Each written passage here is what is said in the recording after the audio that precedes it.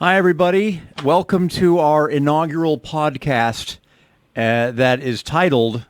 That's an excellent question. That is an excellent question. We haven't asked one yet, but hey. Yeah. I am John Williams, and this is Jack Williams. I am Jack Williams. And this is an excellent question. And this is going to be a podcast that we're going to do whenever we feel like it. We could do 2 a week. We were just sitting there one day, we're just like, you know what? Because... we watch so many movies, and since this whole COVID thing's been going on, I mean, it's just been accelerating how often we just sit down, do nothing, and watch movies. Right. So we was like, yeah, here, what? Like, we were just sitting there, shooting the breeze, and we are like, you know what? How cool would it be if we made a podcast? How long have we been talking about doing it? Well, I don't know, probably like 2 months. I think it's been longer. It's like probably 4. I don't know. Since like at the beginning of the year, we just sat there, and I'm going to, and you don't like me saying what the inspiration for me coming to you and going, we should do this. You did come to me for it. I forgot. You were like, we should do a podcast. And I'll tell you what the inspiration was is watching Schitt's Creek. Yeah. Because Schitt's Creek, for people who are or are not familiar with that show, that you're probably familiar with Eugene Levy. I don't like Schitt's Creek. I know you don't like, but the examples. I'm not talking about the show. Okay.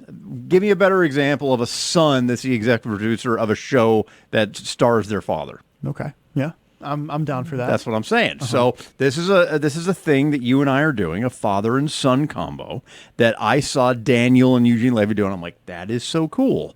And it's from the mind of Daniel Levy. Mm-hmm. And this is a podcast that is generally going to follow kind of the direction that you want it to go. Yeah, I think that's a fair point. But let's get like what you said was great, because about the whole like Eugene, like that's a really good metaphor, because you showed me the Bill Simmons podcast. Yeah, the Rewatchables. Yeah. And I watched the one on what is it? There's so many good ones. There's so many good ones. There was the one on the Godfather Part 2 that was like 2.5 hours long, and I loved every second of it. I mean, because they just like delved into it, and they're like nerding out about movies. And every time I nerd out about movies, it's usually in front of kids my age. I'm like, just shut up, dude. What are you talking about? Right. They really don't care. But I think what we're trying to do here is we're kind of basing what we're going to do off the Rewatchables, and I think what is going to be at the center of this is going to be the father-son deal. I don't know how we're going to incorporate that. We're just testing the waters, But this is generally a movie podcast. Oh, this is. I mean, I highly doubt there's going to be any album we can talk about for an extended period of time that'll be more fruitful than talking about a movie for an extended period of time. Right, and so it's our love of movies and our similar love of movies, but I think a lot of times we'll sit there and we'll love a movie, then we'll start talking about why we love it, and it's then we'll completely disagree. Different. Yeah, like why we like the movie. And right. Am I clipping right now? No, you're great. Okay, cool. No, your levels are great. Okay, everything cool. is tremendous. You say that you were inspired to come to me about Schitt's Creek, but all I'm thinking about is Joe Rogan. Because Joe Rogan is just the god of podcasts. He is. And every single time someone's too close to the mic and he's like clipping or whatever, he's like, just keep it a fist away from your face. And so now I'm like, I feel like you're going to tell me to keep it a fist away from your face. No, dude, your levels are great. Yeah. But, everything is super. So this is going to introduce ourselves to people who have never, this is our first one ever. Yeah. This is a movie podcast, and we're going to pick a different movie every podcast. And what I want to do is, I have a list right here. I literally tabbed this whole thing out because you made me do it, which is smart. But we tabbed it out, and I have a list on the back of a bunch of movies that I would like to do. But what I think we're going to try to do is I pick one, you pick one. Yeah, we'll alternate, but it'll always be something that we always agree on doing. And so this is something that we have no idea how long this is going to be. We have no idea what directions it could possibly go in. We have no idea how long we'll stay on a topic. We just like talking about movies. And we've decided, and Jack got to pick the first one, which is There Will Be Blood. Yes. This is a movie that I saw. Before you go into this, if you're hearing this right now, I just witnessed a meteorite fall out of the sky in Fayetteville, Arkansas. It is currently 9:35. It probably happened around 9:20, 9:15. Right. I did see it happen. I was there. Are people talking about it? I don't. My phone's been dead for like 2 Okay. hours, so I asked you for the phone is charger. it's It is charging. Yeah. No But- one's rang my line about it as of yet. But. But this is so. Why There Will Be Blood? Well, okay. Because I want it to be known out of, from the get-go. I have 7 pages of notes on this movie. Yes, last night we sat in the villa and watched the movie, and we both scribbled notes furiously for 2 hours and 38 minutes. And we both, it's funny, I sat there and laughed at us writing notes about a movie we We've probably know seen- every word of. We quote it all the time. Yes. But what I was saying was from the get-go, I want to let you know, you came to me about this movie when I was 16 or 15, and you were like, you were gonna love this guy. This guy, I remember what you said. He's like, this is from the same guy who made Boogie Nights, which I hadn't seen yet, but I had knowledge of. And you're like, it's a totally different movie. You were nerding out to me about Paul Thomas Anderson. Yes. And now, about a year and a half, 2 years later, I can't stop nerding out about Paul Thomas Anderson to you and to anybody else. I was with my friend Nathan, and I was with my friend Nathan and Noah Chacon. Shout out Nathan and Noah. And Noah was like, I think my favorite Paul Thomas Anderson movie is Punch Drunk Love. I haven't even seen. Oh my God. Yeah, because you hate Punch Drunk Love. I don't you? hate it. I love all Paul Thomas Anderson movies except Inherent Vice, but Yeah, Inherent Vice sucks. It's terrible. But I don't love Punch Drunk Love. I don't. I mean, I love Boogie Nights more. That's a whole other podcast. And There Will Be Blood more. And I like The Master. So of all the movies you could have picked, and you've seen more movies than anyone your age, why There Will Be Blood? I don't know. I'm not gonna lie. For a while, obviously for a while, but like, I wanted to be a journalist. I mean, I was big time gonna be, whistleblower, mud kicking, journalist, muckraking journalist, and I was gonna expose people. And what were those two? We watched this one Sunday morning where it was like the 2 journalists in New York in the 70s that were like rock star journalists. Like, one dated like what's her ass, I don't even know, but they were both journalists and wrote for, I think, the New York Times, and they were like rock stars as journalists. I wanted to do that. Right. I really wanted to expose people and speak truth to power. And then it was about the same time. Instead of playing catch with me when I was young, you showed me movies. We played catch. I tried playing catch with you. You just never loved it. I wasn't really a big fan of it. But you used to show me movies, and that was kind of how we bonded, and that's still how we bond today, I think. Right. We'll just be sitting there in my room. I'm about to go to sleep. You'll be sitting in the wicker chair next to my desk, and I'll be sitting on the couch, and we'll just be like, what to do? Like, just like quoting movies randomly, unprompted. So it was about the time when I really got into Paul Thomas Anderson. I think before Paul Thomas Anderson, I was on a Kubrick kick. I literally could not shut the hell up about how good Stanley Kubrick was. I went through this whole existential crisis thing, whatever, and I got real big into we literally remember that one time we went to what was it, like Vintage Stock, and we got 2001: A Space Odyssey. Yes. Because I needed to see it. Like, I had to see that movie. I still have a picture of it. I was blonde and I had my whatever. And so I got into that. And then around the time I started realizing that, hey, There Will Be Blood, this movie my dad was talking to me about, is actually okay. Because the first time you told me about it, I just walked out. I was like, this is dumb. There's no color. There's no dynamics. And I just walked out. But around the time I kind of got the ball rolling, like, hey, PTA's great. I was like, I could really do something with, being a DP.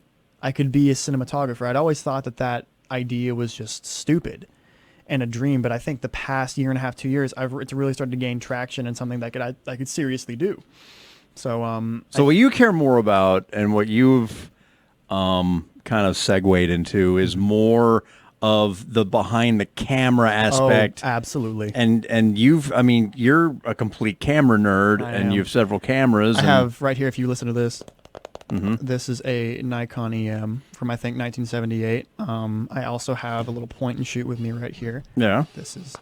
Yeah. I'm a camera nerd, and I think you know all about film. You know all about exposure. You know all about. There's always more to learn. Yeah. There's always more, but I pride myself on my knowledge of different films and just how a camera works. I mean, lenses and whatever, focal lengths. I mean, I love that. I've always been into taking iPhone pictures. Right. I always was, prided myself on how good I could take a picture with an iPhone, because You've always had a good eye. I think I've had a good eye, but yeah, I think what I look for in a film is the visual paradigm. Yeah, that's always what you talk about first. Is how who's everything. the DP? Who's the DP? Yeah. How does it look? What's the Freddie Young, How they Robert do color, Elswit. light, all that. That is who the DP on this movie is. Robert Elswit. Is Robert Elswit. And he won the Oscar for it. cinematography. Yeah. So for people who are not as nerdy about this movie as we are, There Will Be Blood was they began filming of it in 2006, finished it 2007. They filmed it in West Texas. Yeah. And Isn't it like Marfa or something? in Marfa, Texas. And by the way, this is a crazy thing that you and I just know because we're complete nerds. They filmed this movie At the exact same time. at the exact same time and place. and within like miles of each other As No Country for as Old No Men. Country for Old Men. The And by the way, they were both Paramount movies. They're both Paramount movies. Yeah. Yeah. Both Paramount Vantage movies, shot at the exact same time at the exact same place. And one won Best Picture, the other one won Best Actor, Best Cinematography. Just crazy. And they both have a lot of the same kind of color because they're out in the middle of West Earth, Texas. A lot of brown, beige, Yeah. Well, sunlight. That's a whole other movie shrubs. we'll do some other day, Yeah. No Country for Old Men. But obviously it's based on a book by Upton Sinclair called Oil! With an exclamation point. Exclamation point. Yeah. It's 158 minutes long. They made the movie on a budget of $25 million. It ended up making worldwide, not a lot, $78 million. Made a profit, but not a lot of money. Right. I wonder. Here's the first one. I wonder how much it's made on DVD sales alone. That's an excellent question. That's an excellent question. That's an excellent question. Yeah. I it's one of the really interesting jewel cases of a DVD, which it's like completely cardboard. It's not glass. Do you have it? Oh, I thought literally thought you were I'm reaching looking up how toward much it. it's made. Yeah. It's interesting. It's a very distinctive DVD thing. I bought it immediately when it became eligible, out on DVD. And I don't know how many times I've watched it, but it is one of those movies that's not a casual watch. No. It's 2 hours and 37 minutes. God, it's a black hole of a movie. Yeah, it is. It's deliberate as hell. Very slow paced. Brooding. Yeah, the thing, every time I think about it, what I always come back to is how it starts. And it's interesting to me that there's not a word spoken in this movie. For the first 10, 12 minutes. 14 minutes and 50 seconds. I literally hit pause the minute he said, "Ladies and gentlemen." I remember that. I was like, why did you do that? Yeah, because I wanted to see what minute they started speaking. And it's funny you say the first scene because, mind you, I have seven pages of notes. Yes. The first thing I wrote down in my notes, right as you hear this rising chimes, the slow, methodical, creepy drone. You can pull it up on. You should actually pull it up. I'm lazy because I can pod you up. Yeah. Should I do it? No, it's okay. You don't have to do it. Yeah, but I'm like- just saying that you can do that. if Yeah, you it's wanted to, the first thing I wrote down was the first opening shot is super reminiscent of Indiana Jones 3. The one with Sean Connery? Yeah, well, Sean Connery. Whenever they're on the train, they're in the middle of nowhere in Arizona, and he's in the Boy Scouts, and it's River Phoenix. How it opens up, and there's those three mountains, and then for some reason, I think the first name that's on there is like not a main character. That's what I remember about that movie. It's Denholm Elliott. Like the first name they read is not Sean Connery or Harrison Ford. It's like Denholm Elliott. Denholm Elliott. I have no idea who the hell Denholm Elliott is. I don't know. But that's what I wrote down, and it's like the other thing they said is I've seen so many documentaries and so many interviews, especially with Robert Elswit, about this movie. The rising tone and the blackness is a lot like 2001: A Space Odyssey. You mean musically? Yeah, well, because think about it, it's pitch black. Well. and there's that rising tone. That's exactly what happened in 2001: A Space Odyssey. That's Even though true. that blackness lasted for damn near 3 minutes. Yeah, it Yeah. lasted a while. Yeah, but he said in an interview once, he was like, well, someone asked him, Ellsworth, what the inspiration for the cinematography of this movie was, and he was like, if anything, you told me, or did you show me this? He was like, if anything, we were taking a little bit of Kubrick. Yeah, and you can see it. The symmetry and the malice of Kubrick. Yeah, you can totally see it. I mean, when especially the very first shot, and they get right to it. They show him down in a hole, and he's just got the pick going into the wall, just trying to get sparks, trying to find silver, and the whole thing. That's that's the very first thing you see. There's no words. No words. I mean, for 14 minutes. Well, actually, no. There's one word. No. The one word he does is no. Because he's fallen on his back. Well, he's mining, just with a pickaxe in a mine in the middle of nowhere in New Mexico or something. Yeah, well, I think everything's still it's in Central California.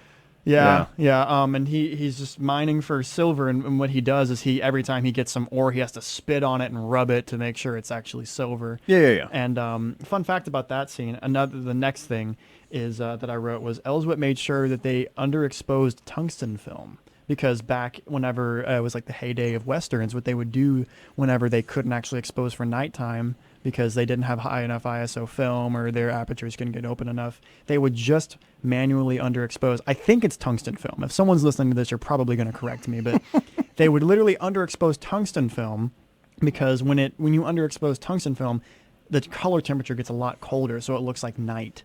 So I think there's a scene with John Wayne or somebody and them just talking, oh, it's night, no one's up. But literally, if you look closely, there's sunlight coming down, but it's just underexposed. So the shadows are super crushed and it's blue.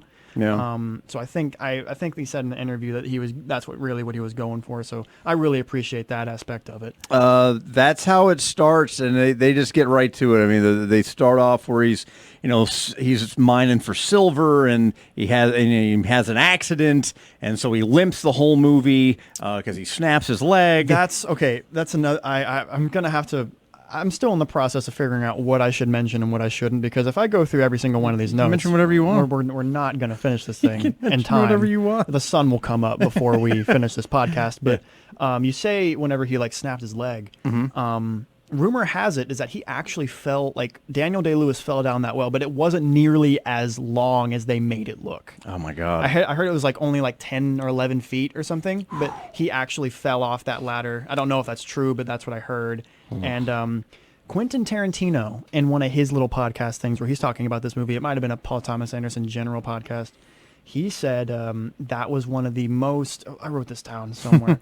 He said Tarantino made a great point about how that one scene of him falling down the well, climbing back up, and then literally crawling to the nearest town. God knows how many miles. And here's another interesting thing. He climbs up the mine shaft, goes however many miles to get to help. He doesn't get help first right away. He goes to the town just so he can get the silver assay. That's right, because the first thing they he show does. him lying on the floor while they give him his money for the silver. And literally, and he's more worried about the silver assay than his leg, and that's telling. But Tarantino said that that scene develops Daniel as a character with incredible screen time economy. Yeah. Because in that literally 40 seconds, you see him crawling out, then the camera tilts up, and you see just desolate, Central California, and there's nobody around, and then it snaps to him making his way, crawling back to that town. That's who he is. That's when they first really started using the music. Really use the music Of Johnny Greenwood, and it's just ominous because it just kind of just pans up, and you see how far he has to go. Oh my God! You're just like, are you freaking kidding me? That's important because showing that shows that he's industrious. Well, and he's driven. He's absolutely obsessed. When you first showed me this movie, you said that this movie is about how it's easy to become rich if that's the only thing you care about. Yeah, it is. And that's all he cared about. And that's all he cared about was getting that silver assay and getting his money and whatever. But Yeah, that was a great part of the movie, the opening. It does so much to develop his character, and I think we see a lot of that throughout the rest of the movie. Just his ruthlessness. Oh yeah. He's not even human. He's like a cyborg. Yeah, no, that's all he cares about Yeah. is the money, and so that's how it starts out. And over time, it goes from silver mining to he suddenly starts. Oh, you see how primitive it is when when you're not Union Oil or Standard Oil. You're just basically sticking it in the mud, and It's you're like just piss in the wind. It's like nothing. You're just basically, hey, I found oil. I'm just going to put it in this hole over here, and that's basically what they do. Buckets. And then there's an accident, kills a guy he's working with, and he's basically left to take over for the kid. Well, hold on. Him mining for silver is in 1898. Right. It jumps to like 1901, I think, wherever Right. his legs healed and he's with the oil man. He shaves his beard because at first he had a giant beard. Now Yes. he's just sporting the giant mustache. Right. It's just hulk of a mustache on his face, and he's he's digging for oil, and I don't know. Well, I mean, he's doing all that, and they're finally getting to where they have an oil derrick, and that's when the accident happens. Where him and another guy are down in the cellar, I think that's what they call it, and there's like a huge, like an intricate pulley system and whatever, and then one of the bolts just drops, and the whole thing falls down into the. Just impales the dude. Literally, like I remember, like you see it hits him, and just blood sprays everywhere, and it's just bam, and it's done. They do. There's a great shot in there, by the way, when that happens, and it's just almost darkness, and the only thing you see is Daniel Day-Lewis's eye open. Yeah, because everything else is just all sleek and oil, and then like whenever he turns his shoulder, it's like a 50 millimeter or something. It's like a perfect portrait lens. Right. He just turns, and you can just see the flesh of his eye wide open. Like, I can't believe I just survived that. Right. I think that moment's really important too, because that's the first inkling of his kind of superiority complex. Like, it's like this American exceptionalism. He's like, I'm lucky.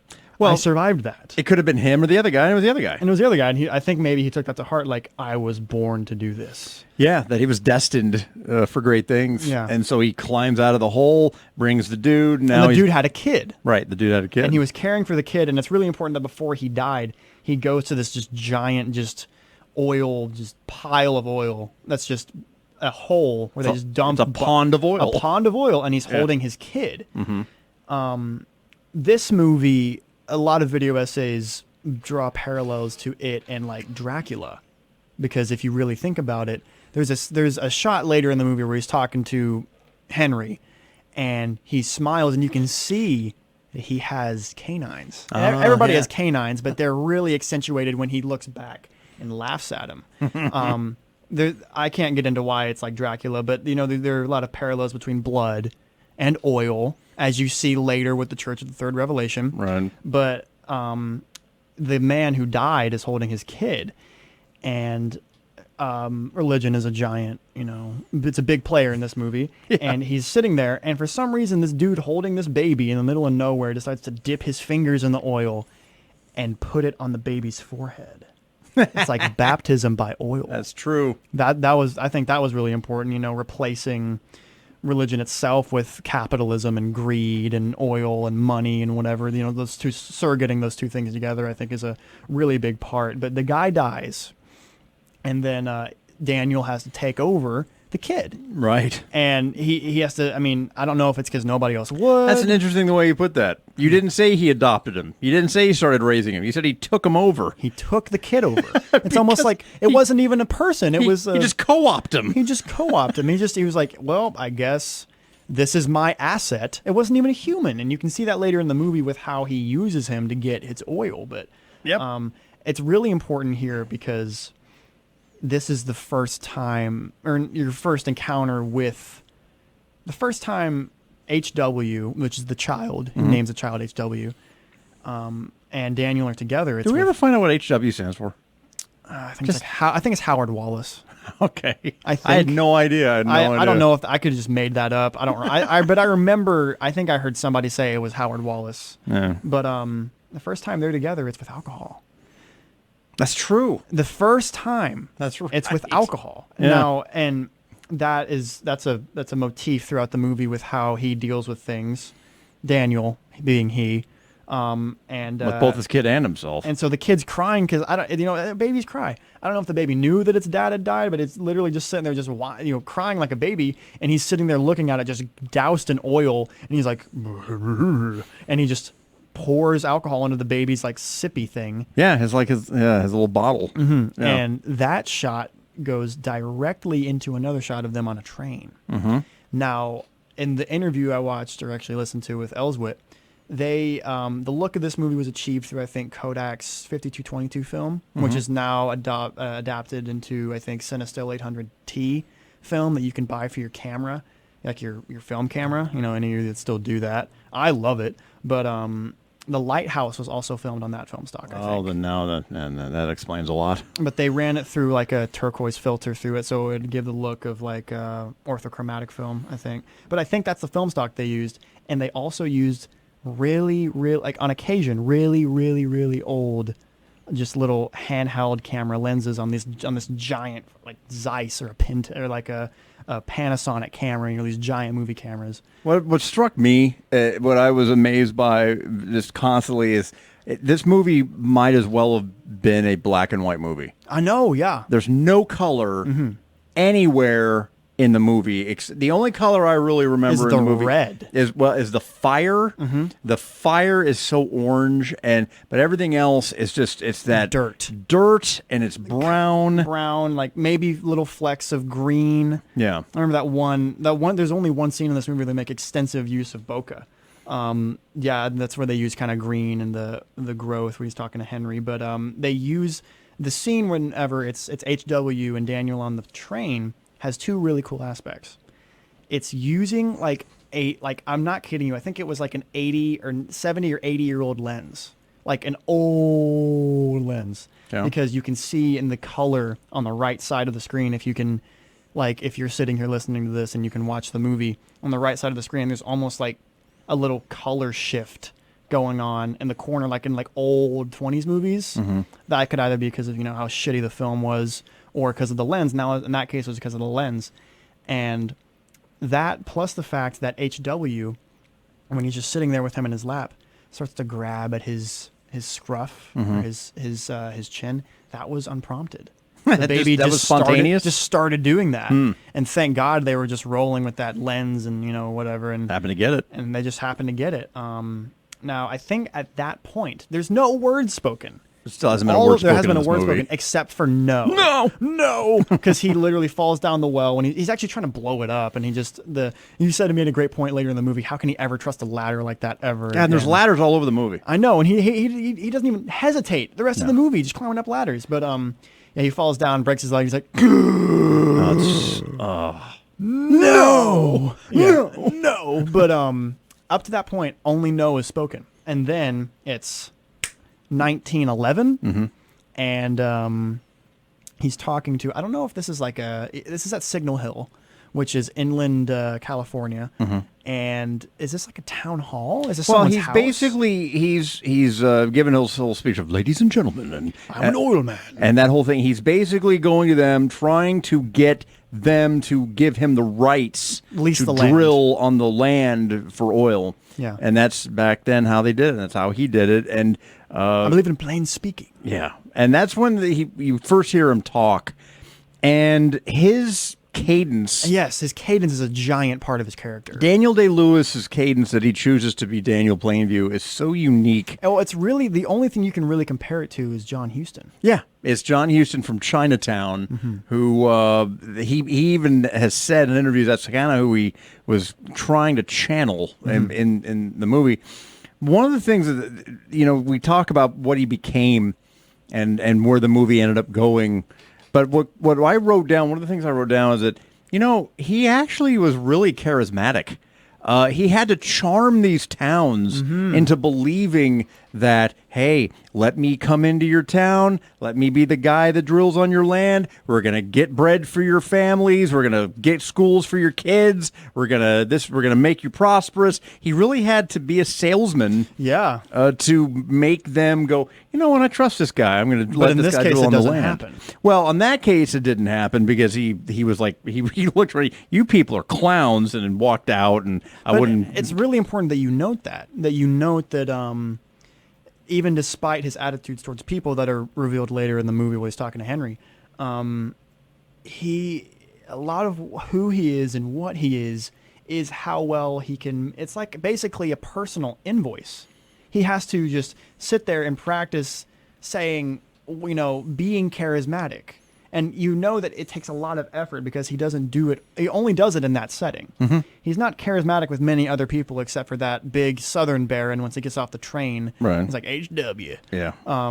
But he's not charismatic all the time. The only time he is whenever he needs something from other people. Yeah, he doesn't Very like people. transactional. Well, yeah, it's revealed later that he just despises people. It's like, I look for the worst in people. Mm-hmm. I don't need to get past looking at them to get all that I need. But yeah, that's really important. And Everything's transactional. everything's transactional and how he is as a character. And what I wrote down is there's a lot of things I noticed. If I'm sitting down, shout out to Travis Sherman. Whenever I was in film class, he showed us all these Chuck Peters videos. I don't know if anybody knows who that is. I don't even know who that is. But he made a point how he was like, when you're going back and you're watching, whether it's TV, a newsreel, a film, and you're looking back at it and actually peeling it back like an onion instead of sitting there with jalapeno chips stuffing your face, just letting your mind go blank when you're actually paying attention, you notice so many different things. And this time around, when we watch it together, taking all these notes, I noticed that when it's just the two of them, it's like behind the camera is the crowd, in front of the camera is Daniel, and to his left, and to our left, HW. To actually, another thing I noticed, to Daniel's right is HW, so he can say he's my right-hand man. Mm. What happens as he's talking to the crowd is the camera slowly dollies in to HW. Mm-hmm. I think that really accentuates that is what informs his opinion of his father, his idea of his father. He's always seen his dad doing this. That's all he's ever seen. That's all he's ever seen, and he's so blank. And it's not a bad thing, he's a businessman. It's like 1911. I mean, like if you didn't die from cholera, you probably died from poverty. So it's like, yeah, it's right before the Depression. yeah, and well, the Depression actually hits at the end of the movie. But point is, a lot of people were impoverished. I mean, like basically where they were in the United States, it was just like dust, cholera, like wild boar, and oil, and that was all there was. So I mean, it's not like he was really depraved from his dad. No, but that was who he saw, was the man trying to win over a crowd of people at town hall so that he could get oil and give them 1/6 of the profit. Well, they had what I thought was amazing is that Daniel and HW had a great relationship. They actually were best friends all the way until. And we're skipping ahead a little bit, but all the way until the accident, which basically is the apex of the movie. But before that, there's not a lot of main characters in the movie. There's Daniel, there's HW. We didn't even go over the cast. It's there's Daniel Day-Lewis who plays Daniel. Right. There's a kid who plays HW. I really wonder what he's doing now. That's an excellent question. I don't think I've seen him in anything. I haven't seen him in anything either.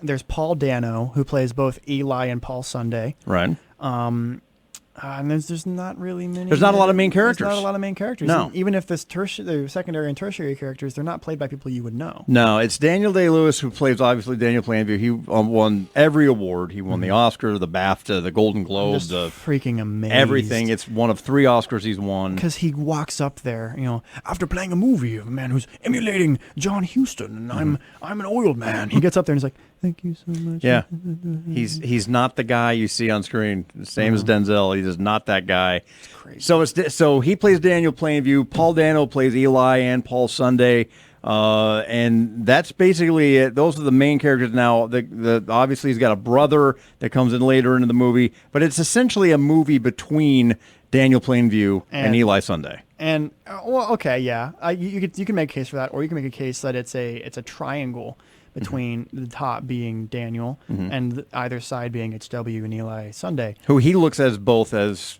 basically, screwing him, trying to screw him over. Yeah, but fun fact: the guy who plays older HW in 1928, I think, maybe it was. I think it was 22. I think it was 22 because didn't the Depression hit? That was whenever Basically Black adult Monday was. HW though. Yeah, an older HW was actually almost Paul Sunday. Really? He was almost Paul, and then literally when PTA was doing it, he was just like, "It's not gonna work. It's not working. It's not working. So you'll just be older HW." But back to the scene where he's trying to get the people to lease the land. He's giving them the spiel, and you can obviously tell he knows what he's talking about. But sorry, even further back to what the camera's doing. It's literally dollying into HW to show you that that's his idea of his dad. And then after that, the focus shifts and it kind of pans to the right back to Daniel to make his final claim. And then I'll never forget after he gets done, that one guy in there, because it's mic'd wonderfully. The audio in this movie is spectacular also. It's like they put a boom mic like in the middle of the room, and it's just the levels are just a little too low so you can hear this natural echo. And this guy's like, "What do you mean? We're wasting time." And he's like, "What do you?" And he's a little perplexed. He's like, "Are you really talking to me like this right now?" And then he ends his speech, and then it's like, it just erupts. They're all arguing. People just start yelling at each other. "Sit that woman down!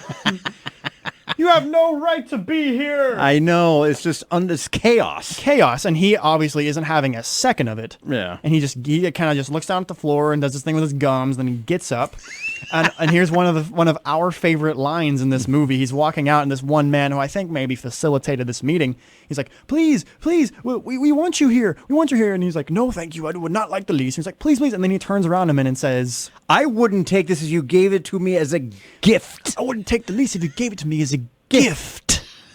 Which is such a great, if you could take that in a vacuum and you could just give it to a speech pathologist or a speech guy and be like, what a voice. Yeah, oh, he's so good. "I wouldn't take the lease if you gave it to me as a gift." Yeah. And so from that point on, he establishes himself as this, well, he basically becomes an oil baron.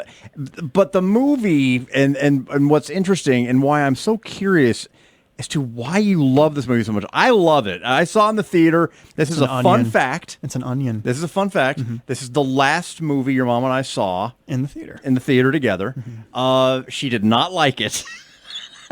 It is a very particular movie. You either love this movie or you do not like this movie. And when I was in the annals of just opening this movie up, like the freaking onion, like I keep calling it an onion, but it is. You can just peel back. Every time I watch it, I'm like, I'm either realizing another thing or I'm, like another thing, like, sticks out to me. But when I was right in the middle of it, I was talking mom's ear off about it. I just would not shut the hell up.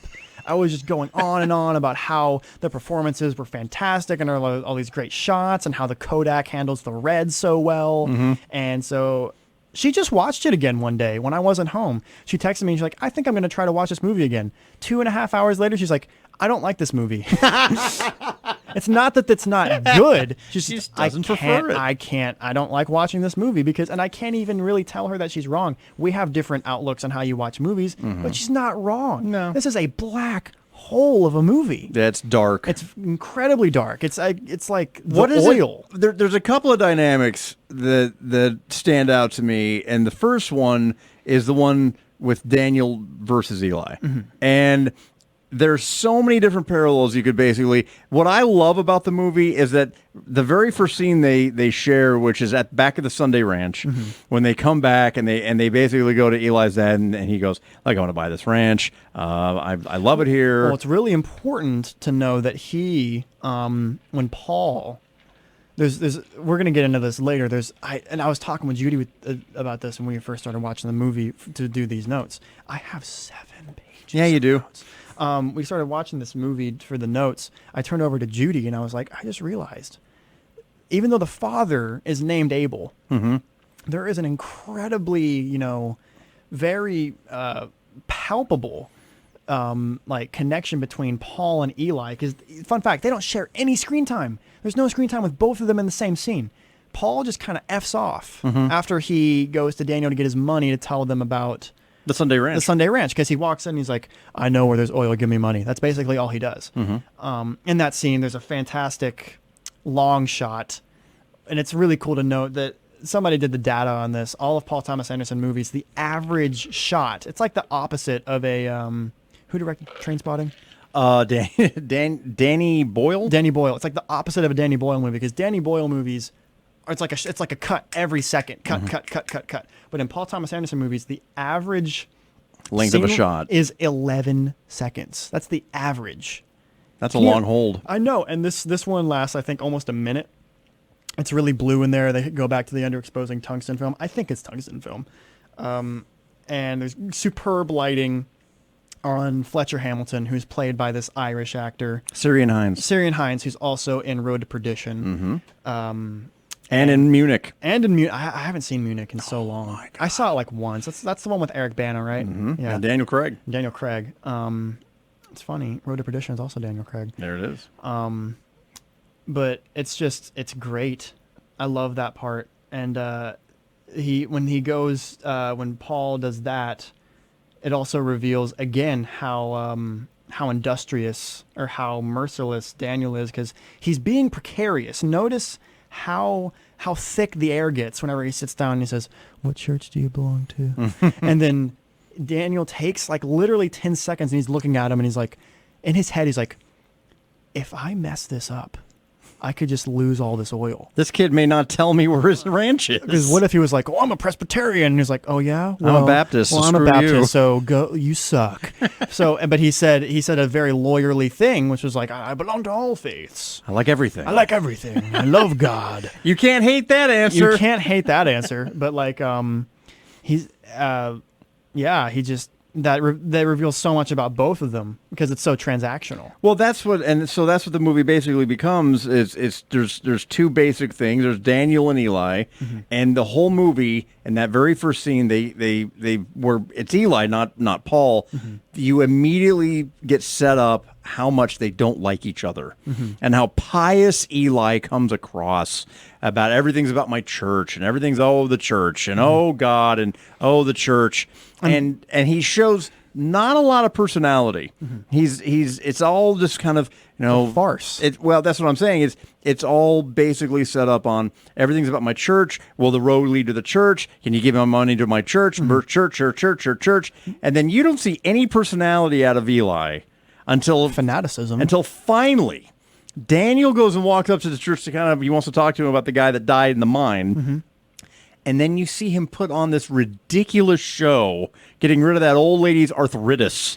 You have arthritis, don't you? And then he just puts on this circus act. It's literally it reminds me of like if you could have a televangelist in 1922. Oh, it's early televangelism. Or 1911 this time, but yeah, that's a great point. But another thing to get back to is the fact that whenever he receives the information that it's Little Boston is where all the oil is, that's where Paul is from. I come from a town called Little Boston. Once he learns that it's Little Boston, he doesn't go there and say, "I'd like to buy your land for oil," because then they have like almost a leverage over him. But he goes there and he's like, "I'm hunting for quail. I just ran up on this ranch. Hello, Abel. Abel Sunday. Will you please give me some milk and bread and be so hospitable? Potatoes. And he just goes. He does hunt quail, but as HW's shooting the quail later that morning, he steps into just a giant freaking puddle of oil. Yep.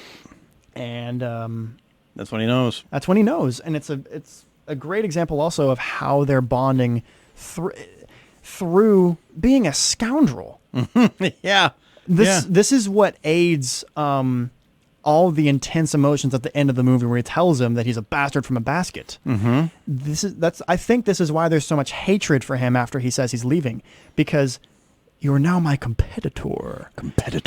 And what competitor would be more dangerous than a competitor who got taught how to be a scoundrel in the same ways that he was by himself? Yeah. He literally is sitting there and he's like, "We're going to give the Sundays quail prices. We're not going to give them oil prices." That's his apprentice. And they're bonding. Like it's a bond, but I think it's over the wrong thing. He's literally teaching him how to screw laymen out of the money they deserve for oil. Yeah, out of land. Out of land. And so that shows, again, it is transactional. Again, he's a scoundrel. And you're right. This is when they first meet Eli, it's very, very, very pious. Oh, yeah. It's obviously a clash. Whenever they get done and they go back to the house later that night after stepping in the oil puddle. Again, sorry, I gotta stop for a second. The where they're shooting in West Texas reminds me a ton of Idaho. A lot of Malad, because remember when they step in the puddle and he hits them, he's like, ha ha, we finally did it. They sit down on this plateau where you can see everything. They're looking into a valley. Looking into a valley, and it reminds me so much of Malad, and just even though the colors are so muted, the landscape is just so beautiful. Yeah. And I just love that so much. That's a great part of the movie. But as they're coming back to the house to say, I'd like to buy this ranch for, I hope you could, I wish you could see this. Bunny ears. For quail prices. The tension is palpable in that room, and you can tell through, thank God Robert Elswit is Robert Elswit. They used the same, I think it's a 35 millimeter shot of everybody at the table. He tells the women to get out. No.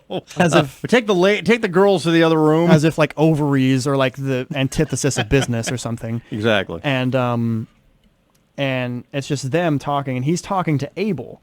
And Abel's like, oh my gosh, you're giving us this much money for quail. And Eli obviously knows it's about oil.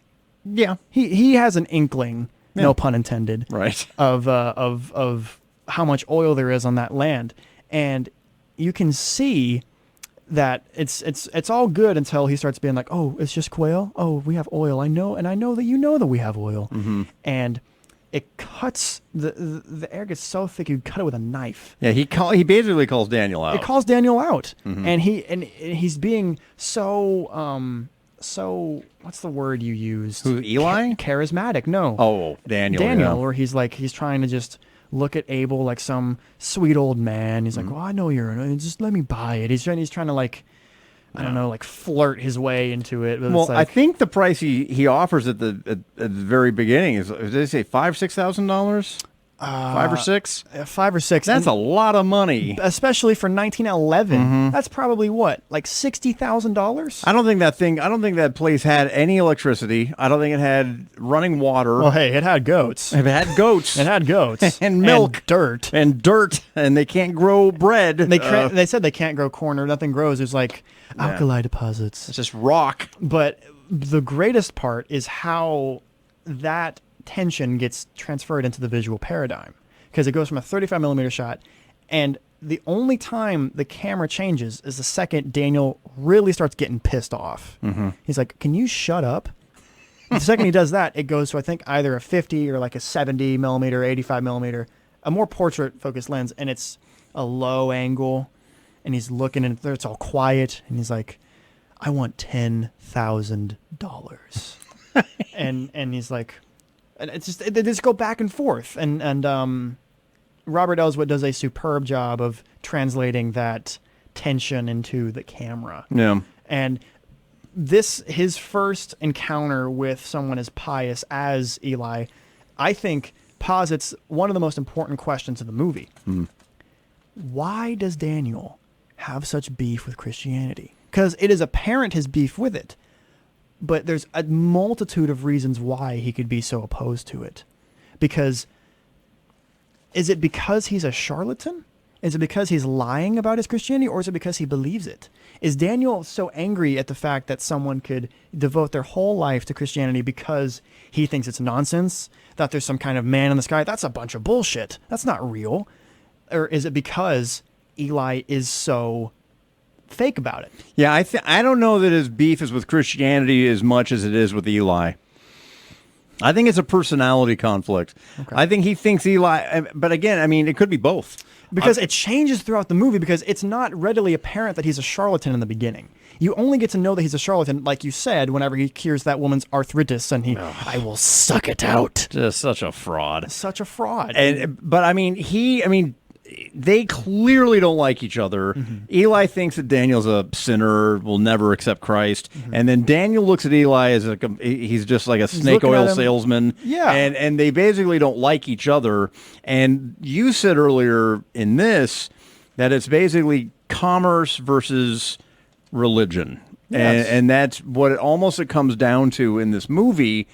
And they're fighting for the soul of Little Boston. They're fighting for the soul of America. and it's kind of a microcosm of what it is in this country. Yes. And The birth of American capitalism as it is defined by the rejection of values and appeal to money and enterprise.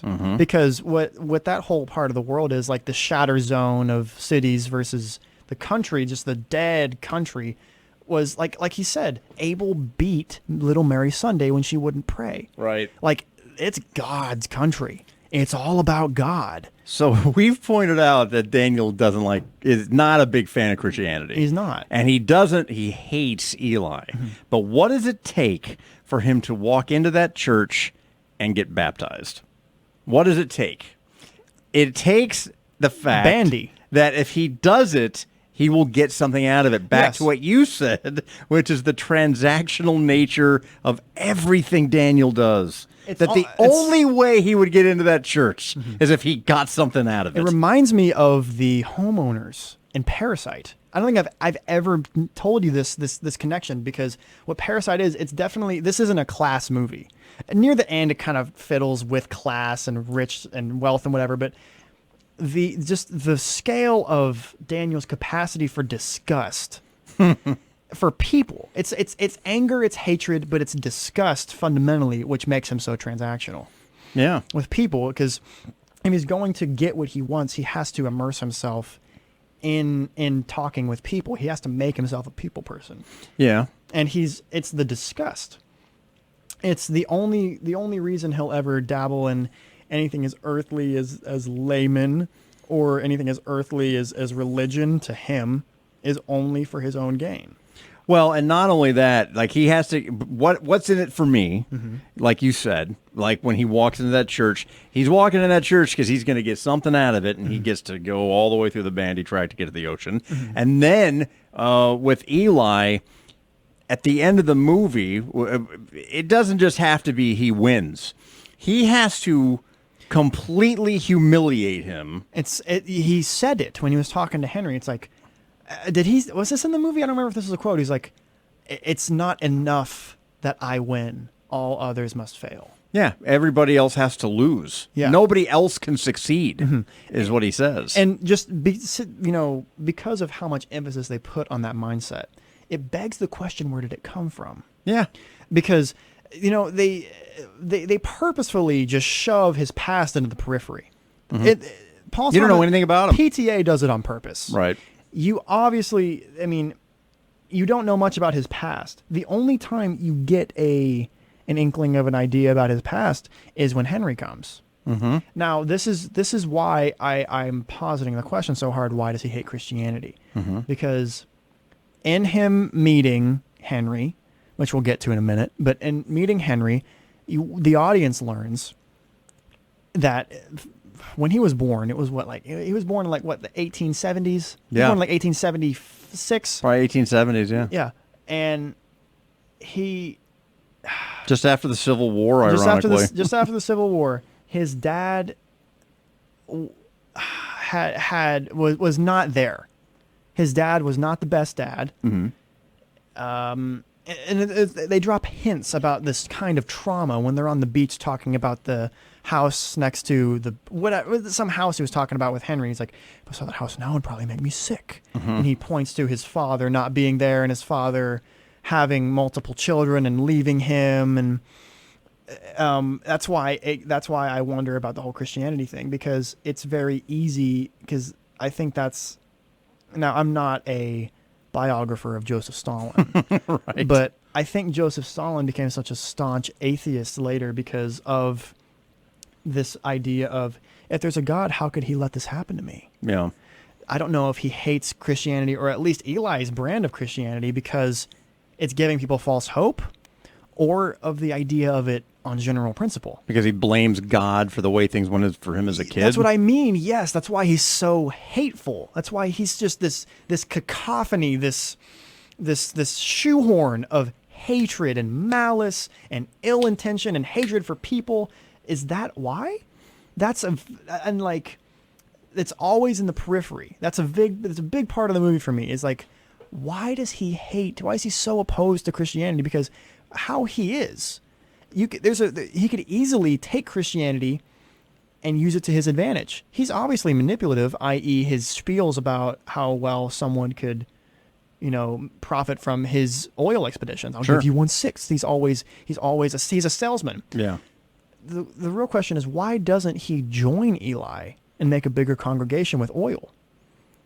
Yeah. Yeah. Which is what Eli comes to him at the end of the movie and proposes. Yeah. And by that point, well, he ain't going to have any of that. He's smiling at him.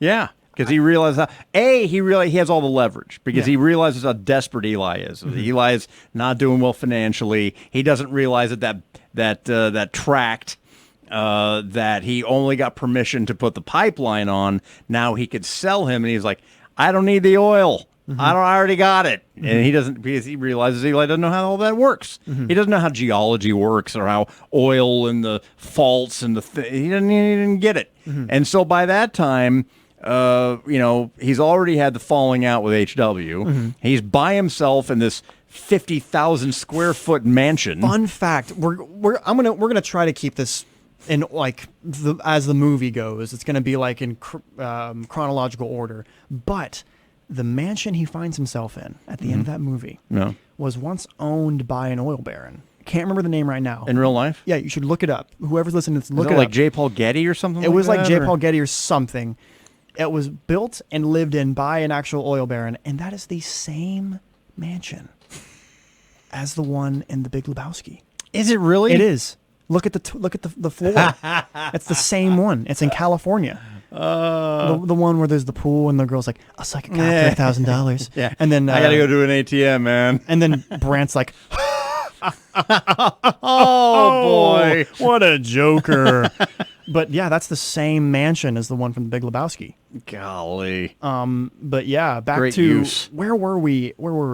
Well, we were talking about how much he hates Christianity. Mm-hmm. He hates Eli. Mm-hmm. So he hates him personally. And then you were talking about what you think, the whole derivation of why he would be so anti-Christianity. Mm-hmm. Going back to his childhood. I don't know if it's because he's an overwrought pragmatist. Is he just because it's either, how could God let this happen to me? How could you lead people with such false hope?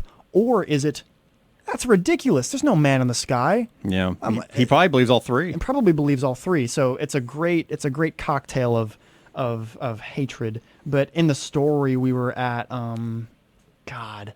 I'm so bad at keeping this in line. Well, the one thing that I keep going back to is when in the middle of the movie, mm-hmm.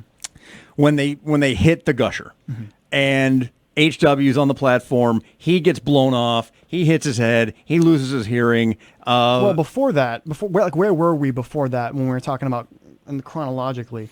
It was whenever he actually buys it, whenever he actually caves to Eli to give money to his church as a part of the deal. Right. There's a fantastic dolly shot where they use the railroad as a dolly. And it's a one-point perspective. I think it's a very wide lens because whenever you're passing by the train station, there's a lot of aberration, and it's going by, and they're in like a Model T, and they start getting things rolling in Little Boston. They get this freaking giant derrick. Mm-hmm. Start building this giant derrick, and there's a really important shot in there. What is it? It's I gotta look through my notes. It's a lot of notes. This is whenever the ledger guy first tells Daniel about the Bandy Tract. Oh, this is right when he buys the Sunday Ranch. Mm-hmm. He's like, "Hello, real estate," and he's like, "I'm gonna buy the Bandy Tract," and then he's like, "Well, also, what else can I buy now that I'm going to have a lot of money here really soon?" Mm-hmm. He tells him all these land, all these plots and stuff, and he's like, "What's that? Can I have that?" He's like, "That's the Bandy Tract." He's a holdout. And he's like, "Oh, it's whatever. He'll come around." It's important you note that.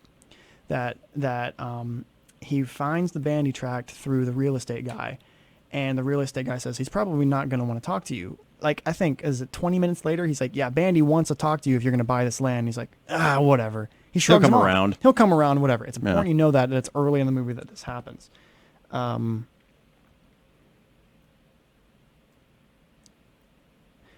Another thing is how it pertains to Daniel's character is, I mean, you can just rip open a movie and find meaning in meaningless things, but have you noticed his posture?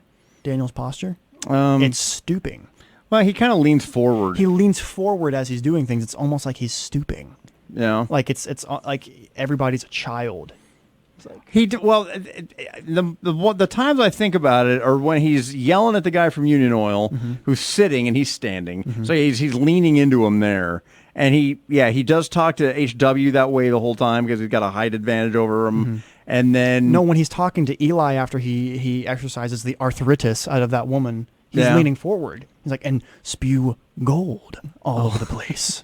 He does lean into him. Yeah, that's true. He does. But I also notice at the end of the movie when they're in the mansion, Eli's sitting, he's standing, he's having he's posturing down at him. He's doing that way also. Yeah, he does do that a lot. He does do that a lot. Also, another just quick fun fact, this movie was shot on anamorphic lenses. What does that mean? Which means it's shot in one aspect ratio. The light that comes into the lens and hits either the sensor or the film is stretched. There's a prism in the actual lens that stretches it to be more like a 4:3. I don't think it's 4:3, but it's like a 4:3 aspect ratio, like those old 90s TVs. And what happens in post is they smash it down to me like 185:1. Oh. So it's like it's like, it makes things look wider, even though they're not really wider. Oh, okay. It's just a really cool effect. So that was shot. Makes it look more letterbox kind of. Yeah, like they put letterboxes on top when in reality you actually need letterboxes on the side while you're shooting it, at least in relation to a 16:9 frame, I think. And they just squish it down, so it's like everything's a little wider than it actually was shot in. So yeah, that was really cool. But they start working on this giant derrick in Little Boston. Great music by Johnny Greenwood. Yeah. There's I remember, like, I think it was I have a hard time remembering, because this is why I didn't know. It's the first movie he ever did. It was Johnny Greenwood. Is it? Yeah, it was an interesting choice because obviously Johnny Greenwood from Radiohead, but it's the first movie he ever scored. Like that, and it's so unique, and so the music is almost an entire character in the movie. I mean, it's so ominous, and it's very acoustic, very hollow earth sounds. Yeah. Whenever albums like Kid A and Amnesiac and all that, like Radiohead albums have typically had a lot more of like a computer, like boop boop bop beep boop beep boop bop with some guitars. Yeah.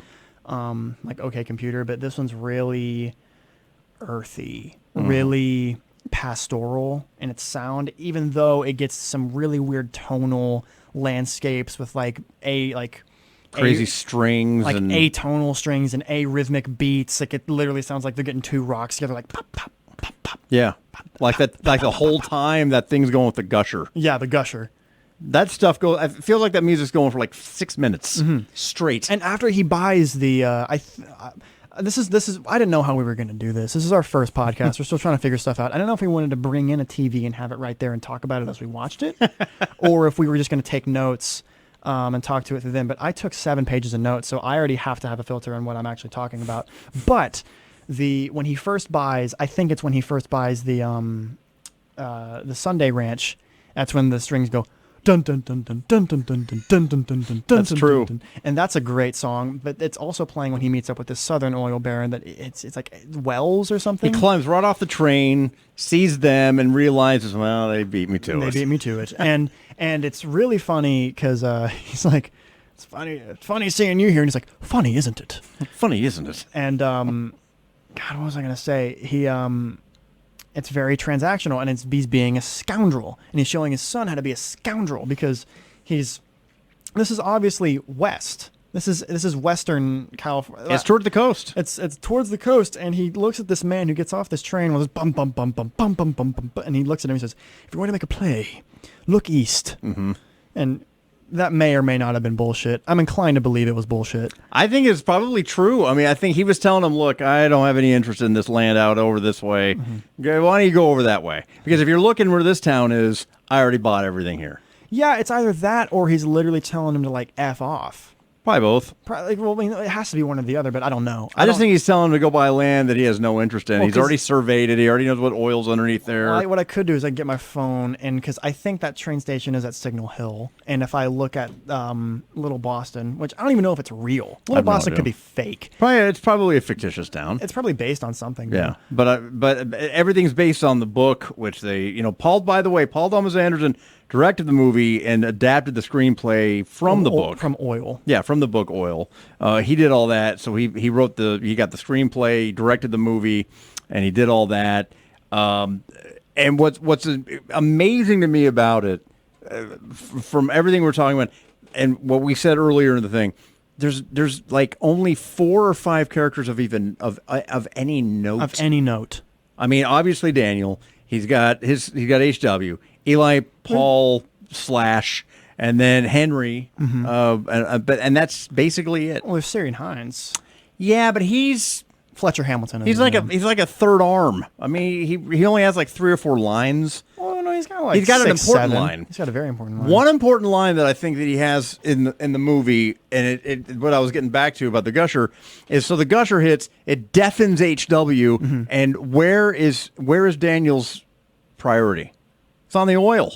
Like, yes, I was waiting for you to get there. Yeah. Because that is a common theme. This is oh my Jesus Christ. Everything is about the oil. Everything is about the oil, but what a very, very important motif throughout this movie is abandonment.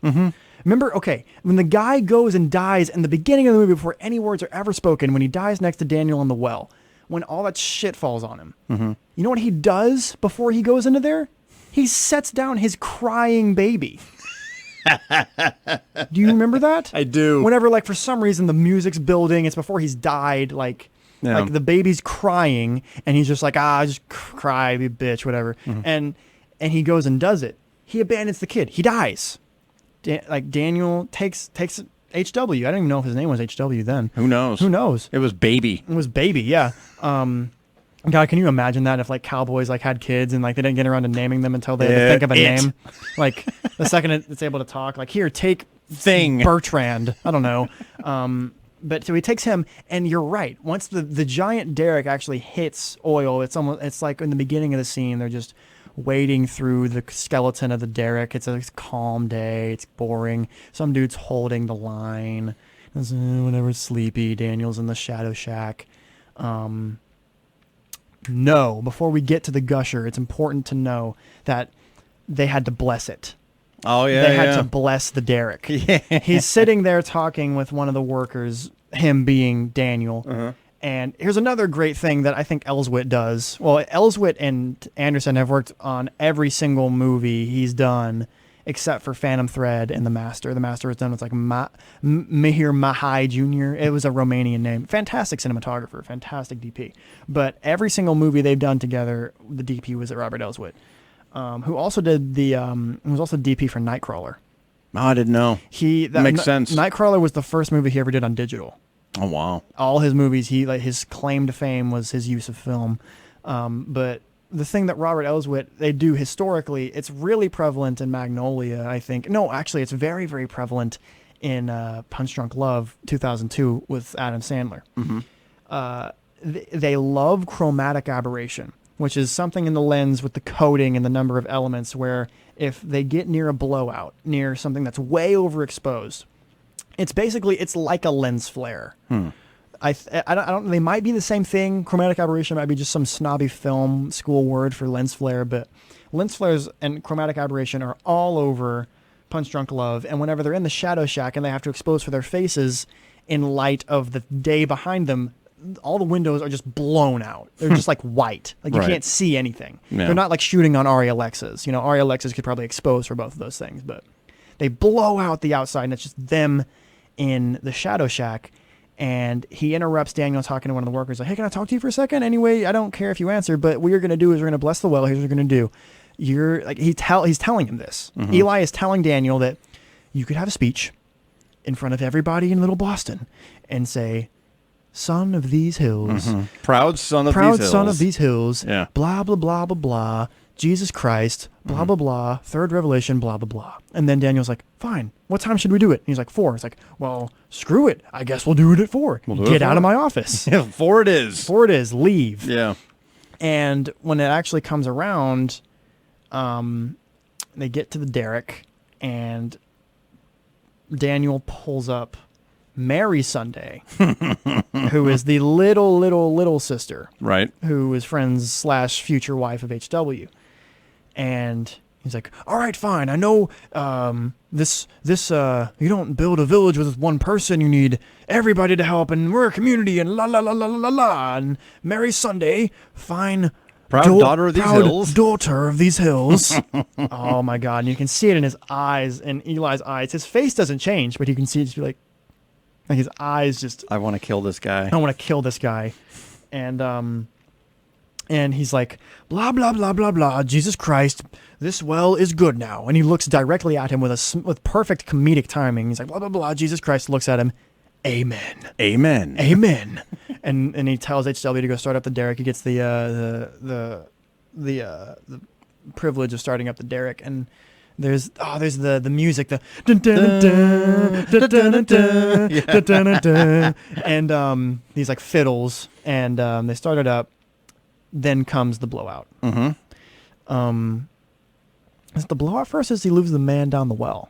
Loses the man down the wall first, and then they have the gusher. Oh, him losing the man down the well is a really good part too, because because I'm, like I said, I could be just sitting here finding meaning in meaningless things, but you notice how when the man falls down the well, he dies the same way. Well, actually, it's the pike. He gets stabbed by the pike. The first time, it's just all the buckets of wood falling down, killing the guy next to Daniel. But whenever one of Daniel's workers is down in the actual well, for some reason, in the middle of the night. Yeah, isn't that weird? Yeah, in the middle of the night, they lose control of the pike, and it stabs him. Yeah, impales him. And impales him. You can hear it. It's excellent sound design. It's like, yep. And he's when they come in to wake Daniel up, he's asleep on the floor. Right, he is. Now the question is he asleep on the floor because he's drunk? Or is he asleep on the floor because he fell asleep on the floor when he broke his leg? Is it the familiarity of the floor? Yeah, they really don't show him sleeping much in that movie. They don't, but notice, they don't show him sleeping much in that movie. But out of the 4 times that they do, only one of those times is him in a bed, and that's whenever HW tries to burn down the house with him and Henry. That's true. When he's sleeping on the floor, he's on the floor in the beginning. He's sleeping on the floor when the man dies in the well, and he's sleeping on the bowling alley.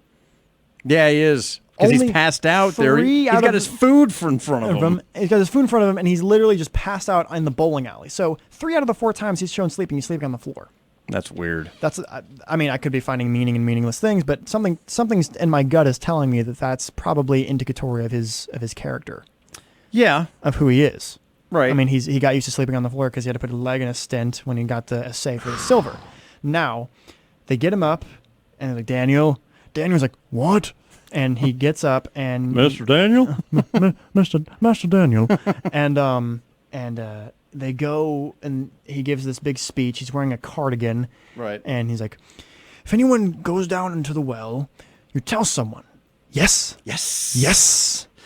And I'd love to point out that when they drag the guy out of the well, he looks like I don't know if this is true or not, but it looks like they just slathered him up in peanut butter and jelly. I never noticed that, and then you said that, and then I looked and went, oh my God. It doesn't even look like blood. It looks like a peanut butter and jelly person. Yeah. And then, so that happens. And then the next day, he's just walking around town. What can you do? There's no phone. There's no TV. All you can do is just dick around in the dirt. That's it. And he's walking around, and he just walks up on Eli's newly constructed church. It's black. It's black in that church. They're not wearing white. Everybody in there is wearing black. It's dark. Dark. He's wearing this dark, skinny jumpsuit-looking thing. And I really wish I could recall how intricate, how they did the lighting in that, because the ceiling is carved out. You don't see it because it's off screen, but in this constructed wood dirt barn church thing, they made a little balcony of lights because they didn't want the light to be like the scene from Inglourious Bastards at the table with the milk. The way that scene is lighted, and there's literally just like a 16,000 lumen light on the table. You remember? I do. Like with whenever it's almost glowing. Hans Landa and the farmer, Mr. La Petite, and it's just this light, and they didn't want to do that, even though they wouldn't be referencing that because that movie came out in 2009. Correct. They didn't want to do that. They wanted to make the lighting appear like it was coming from the outside in, but if they were too exposed for that, like there wouldn't be enough dynamic range in the exposure. So what they had to do is they like got a bunch of tiny little lights. Point is, it was really intricate in how they lit it, and they actually put there's little slats in between the actual wood walls for the sunlight to come through. They put a bunch of these like pylon lights out there. It was really cool. And that scene where they're in the church is the church where he sucks the arthritis or bunny quotes arthritis out of that woman, and he's like, "Get out of here, ghost." He does like a dumb, stupid exorcism with all the laymen, and he's going like, "And you will be cast up and thrown out, and the army of my boot heels will step on you, and I will bite you with my teeth," and all this whatever, and it's a great scene. The look that Daniel has when he watches him do that. It's a mixture of he looks like his son. He looks like HW just like lit all of his clothes on fire. He's just in shock. It looks like there's hints of him trying not to laugh, but most of it is just like, you're an idiot. You are so full of crap, unbelievably stupid. No, and I think also it's trepidation with the fact that he has to now he now knows more about the people he's dealing with. He's like, oh, so I am now getting oil in this town full of Jesus freaks. Not that there's anything wrong with Jesus freaks, but to Daniel there is, and that's already been established with the back and forth in the cabin when he was trying to buy the ranch, But yeah, so after the whole service is done, everybody starts walking out, hugging, kissing, whatever. And then it's just Daniel and Eli. And he's like, now, Bertrand over here was a man of considerable faith, so I would like you to say something to, at his burial. And he's like, more could have been done, Daniel. I've seen the men drinking alcohol and lusting after women. And he's like, these men need to be well rested, so they should drink. And then he's like, no, they don't. And they're talking over each other. And it ends with Daniel being like, and if they're not well rested, then the well can't produce and blow gold all over the place. And that's how it ends. And then I don't know how they get there, but he's like, how'd you enjoy the service, Daniel? He's like, he looks at him, he's like, it was one goddamn hell of a show. And then walks away. Oh, the disdain. The hatred. And then it gets to the gushing, which is, it's a slow day, whatever. Suddenly just a blowout of oil. And you can tell in the beginning when it starts to blow out, whenever he says lights out, he's excited. He hasn't. Do you think? Okay, here's the question: is he excited, or has he already seen HW get thrown and hit his head? Well, he already knows. I mean, by the time it gushes, he hits his head. He takes HW, runs them all to another building, the Shadow Shack, like the office. He holds him. He goes, "Wait right here." He basically says, "Don't go anywhere. I'll be right back." By then, he already has heard HW say, "I can't hear my voice." He says, "I can't hear my voice," and don't leave. Yeah. Because think about this. Look at just the wealth of workers that could fix that. Sure. You think Daniel's the only one who knows how to fix a busted derrick? No. There's dudes over there know how to do that. But his now freshly deaf son, and he chooses to go run to the oil. His son's like, don't leave, and he literally has to wrestle him off of him and have someone keep him to the table. Yeah. And some unnamed dude just like restrained his son to the table, and he's like, I'll be right back. He wasn't right back. No, he was gone. That was like 4 hours. Yeah, he was gone for hours fixing this derrick. And so what's interesting to me is when his guy Syrian Hines, they're sitting there watching the flame just keep going, And he's like, "What's wrong with you? We got a whole ocean of oil under our feet. Nobody can get it next to me except for me. And no one can get to it except for me." And then the first thing that the Syrian Hines goes, "Is HW okay?" No, he's not. Nope. But he says, "No, he's not," but doesn't move. Yeah, he just stands there. He's like, he's not and then good. Syrian Hines goes and checks on HW. Yeah. While Plainview just keeps looking at the fire. Oh my God. And when Tarantino, on the same episode that Tarantino did his thing talking about how good the movie is and whatever, when he did that, he said, how Tarantino's like, you know what I mean? Yeah, man. When I was talking to Paul, when the first movie came out, he's like, I really praised it for the lack of, he said the lack of giant set pieces. Mm-hmm. And then he's like, well, then I watched it again and I realized that was the biggest set piece maybe in his whole career. They built that derrick. They had to build the whole thing. They built the whole derrick. That was not CGI. That wasn't. Well, actually, fun fact, you say that. There's no CGI in the movie except for one 5-second scene. And Elswit was reminiscing on how PTA is famously, stubborn with all of his screenplays and productions or whatever. I mean, whenever he was filming Magnolia, the studio was constantly bugging him about how long it has to be. And he's like, I'm not changing a freaking second of it. I'm not changing a second of it. Mm-hmm. PTA didn't want any CGI, except there was a scene where I think there was a flyover. There was like a big wide panoramic shot, and there's a bunch of derricks in the distance. Mm-hmm. Those derricks were CGI. Oh. They're not going to build like some... They're not going to build 20 derricks. $200,000 derricks in the distance for a shot. So right. that was CGI, but it's very real. They built this giant derrick, and there's too many shots for me to name. There's at the end of this, we have almost like a fire round of best shot, best actor, whatever. Yeah. We'll get to that then. There's so many great shots, and the Kodak, this film emulsion handles the screaming red so well. Like it amazes me.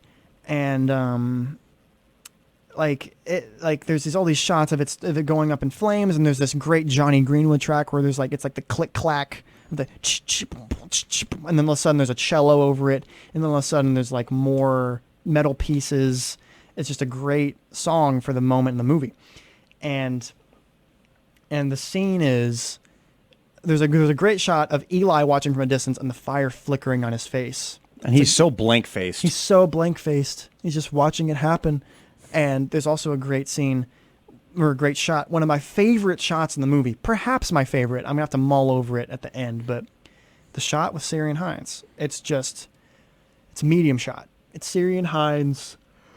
Oh, I'm getting tired. It's Syrian Hines and Daniel Day-Lewis looking at the fire that is going on behind the camera. I think it's like a 35 or a 50 millimeter, maybe a macro, I don't know, but it's probably a 50. And they're looking. Syrian Hines is completely dry, looks cleanish. I know he's probably sweating and whatever. That's another thing in this movie. Everybody is sweating. There's no air conditioning. All the time. Everyone is sweating. They're in the you can desert. just see the sweat just glistening on their heads. And there's Syrian Hines and Daniel Plainview. Syrian Hines is clean, but if you look at Daniel, he's covered in oil. Mm-hmm. That's so symbolic. That's all that matters to him. And it's all that matters to him. And you can see how symbolic it is and how artistic that choice was when you look at how easily you can see Syrian Hines and how hard it is to parse Daniel Day-Lewis away from the sky. Yeah, because all you can see is his eyes. He's become one with the oil. Mm-hmm. And also, to a lesser degree, you can see HW looking from a distance. Yeah, they show that too, where he kind of climbs away from the dude and gets next to the window and stuff like that. The biggest scene, the two biggest scenes that we just talked about, the one with the obviously the gusher, but the biggest scene is the climax of the movie. And when Eli comes to see and eventually beg Daniel for help, and he thinks he's got to deal with him, and then Daniel just completely pulls a 180 on him, and basically Eli goes and thinks he's got a deal for him, and then Daniel makes him realize he does not at all. Oh my God! But see, the absolute deterioration of his character. Alcohol is a big thing in this. Oh, he's God. always drinking. Always drinking. And whenever Henry comes, this naysayer, or not a naysayer, he's a soothsayer, who says that he's actually Daniel's half brother from another mother, which is how you get introduced to his father's infidelities and maybe his beef with his father. When he comes, whenever HW hits his head, he loses his hearing. He hits his head and can't hear his voice. He's deaf for the rest of his life. But HW knows something's up. Knows that something is wrong with this Henry character.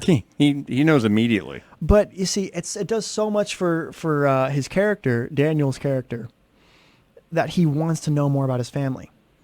He ran away from it. Like his although shallow and superficial relationship, superficial as it was with Henry, shows that he wants to know more about his family and that there's maybe a pain and a hurt there. And him and Henry were going to go do something or whatever. They were going to go walk around, or I think they had like a fire and they drank or whatever, but he has to put HW to sleep. Their first encounter with each other was with alcohol. Yeah. And then this one is too. That's true. He literally dumps like 4 shots of whiskey into some milk. Dude, it was so much alcohol. So much alcohol. Yeah. And he just forces it. He forces HW to drink it. And then he goes to sleep. And him and Henry just chop it up. He's like, "Who are you? What do you want?" He tells him this story about how he was in a chain gang and all this stuff. And they get to have a really good relationship, although HW tries to burn down the house when they're sleeping just to tell his dad that there's something wrong with him. Yeah. Something wrong with Henry. Henry was, and by the end, well, first of all, when HW tries to burn down the house, an excellent example of how good the audio team in this movie is. I love that you pointed this out to me because I know what scene you're talking about. You know, because for the longest time, I don't think this is the case, but when I first saw it for the longest time, I was convinced, because what happens is he tries to burn down the house and he runs out of the house, and there's looks like a dirty single of Daniel looking at HW silhouetted against the light next to this bush outside of the house, because he's like, "Oh, you piece of shit. You just tried to burn down this house. I'm going to beat your ass." And they look at him, and it's almost like a reckoning before the storm. They're like, "I'm looking at you. I'm going to chase after you and then proceed to beat your ass." There's like a 5-second stop. He's just looking at him. And the audio is so good because for the longest time, I was convinced that they mic'd the bush. Yeah. They do this like almost like a game of cat and mouse around this shrub, this bush. And they almost like they put a 0 decibel mic on this bush, and you can hear it get louder as they get closer to the bush, even though the camera is staying far away. They look far away in the camera, but it's like this wonderful thing that they do. But I don't think that's the case. I think they had like a boom mic, like a boom operator at the edge of the shot or something. But that was great. And then after that, him and Henry get closer and closer, and they go to the beach after they're done speculating the land with their protractor and whatever. Great parallels between that and the Master. Yeah. Because what the Master is, it has a lot to do with the camera. It's a great metaphor for Freddy's relationship with normal people. He's just looking at them. It's a great metaphor. And there's a similar shot. I think there's actually a similar location when they're trying to survey the land. I don't know, but I have this creeping suspicion that the one valley with all the cabbage and the fog is the same place where Freddy was cutting heads of cabbage. No, you actually pointed that out. Yeah, and where he poisons / doesn't poison that guy down in the cellar, and he runs away, and all the Hispanic immigrants are chasing after him, trying to kill him because they killed the grandpa, or because he killed the grandpa by giving him like all this fake alcohol or whatever. I think that's the same location. After all that's done, they go to the beach because they finally got to the shore. After they survey for, you said, like 3 months. Had to be 3 months because they're on horseback and they're carrying all these just metal spikes and all this stuff. And they go from central California to the shore, to the beach. To the beach so that they can have like supply ships take it from San Francisco. That comes up later. So they can build the pipeline. They build the pipeline. The pipeline. And after that, they're on the beach, just chopping it up as they do. And that's when he talks about the house. And if I saw it now, it'd probably make me sick. And even as a boy, I wanted to have children to run around in it. And that's when he figures it out. And that's when he figures out that Henry is bullshitting him. It's not his brother. It's not his brother. This palpable, giant, just immeasurable, just gargantuan sense of betrayal is so readily palpable on his face. Because what he says is, get them liquored up and take them to the Peachtree Dance. And then Henry didn't have a clue. He was like, oh yeah, whatever. And if Henry had been telling the truth about how parallel their lives had been in relation to their father, they would have had the same experiences. They would have had a bonding moment. Like, oh my God, you're right, the Petri dance, but that's not what happened. No. Henry is like, oh yeah, I guess, whatever. And then looks back to the beach. And this great shot, I think 85 millimeter shot of him over his shoulder with it was great. I think it was like perfect daylight white balance, super low ISO, super like beautiful, or not, they can't change the ISO if it's shooting on film stock, but there's very little grain, spectacular, brilliant light. Mm-hmm. And he looks over his shoulder and you can see it all on his face. His face says every word you need to know.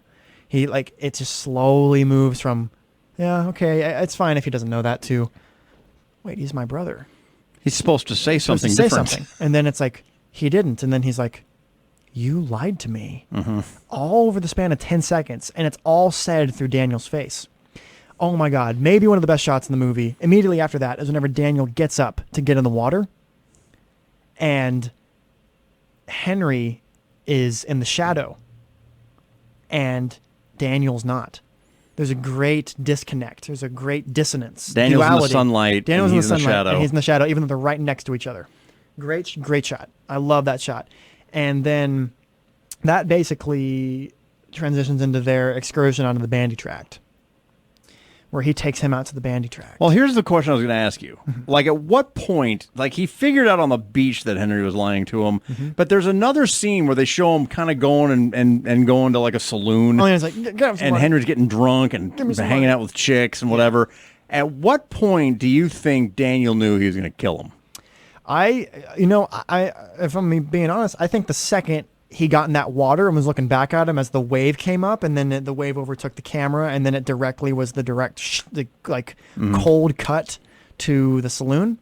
I think the second that happened, the second he was looking back at him on the shore through the wave, he knew he was going to kill him. Okay. So you think, like, it wasn't long after he figured out that Henry was lying to him. It's because you can't be someone like Daniel Plainview and be betrayed and have any room for remorse. So the three main characters in the movie, other than Daniel, are obviously H.W., obviously Henry, Eli. and obviously Eli. Yeah. Okay, so the first person he kills is the guy he figured out is not his brother. Yeah.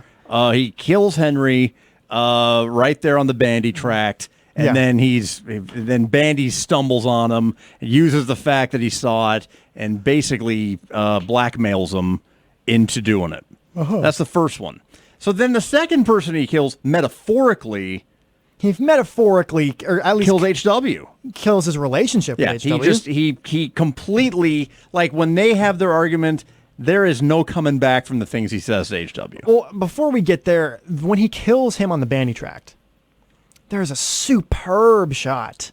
I think it's like a 28. I think it's a 28 millimeter, where it's him and the tiny little piffy little fire of him just drinking the last of his flask, and that's when he's so drunk that he's like, he just finally, he starts crying, he starts passing out. Oh yeah, yes, I'm so glad you mentioned him crying, because he's looking through the book. He's looking through the book because whenever he gets onto the bandy tract, and then Henry's asleep, and then he wakes up Henry by pointing a gun to his head, and he's like, what was the name of the farm next to the hill house? He's like, I don't know. He's like, who are you?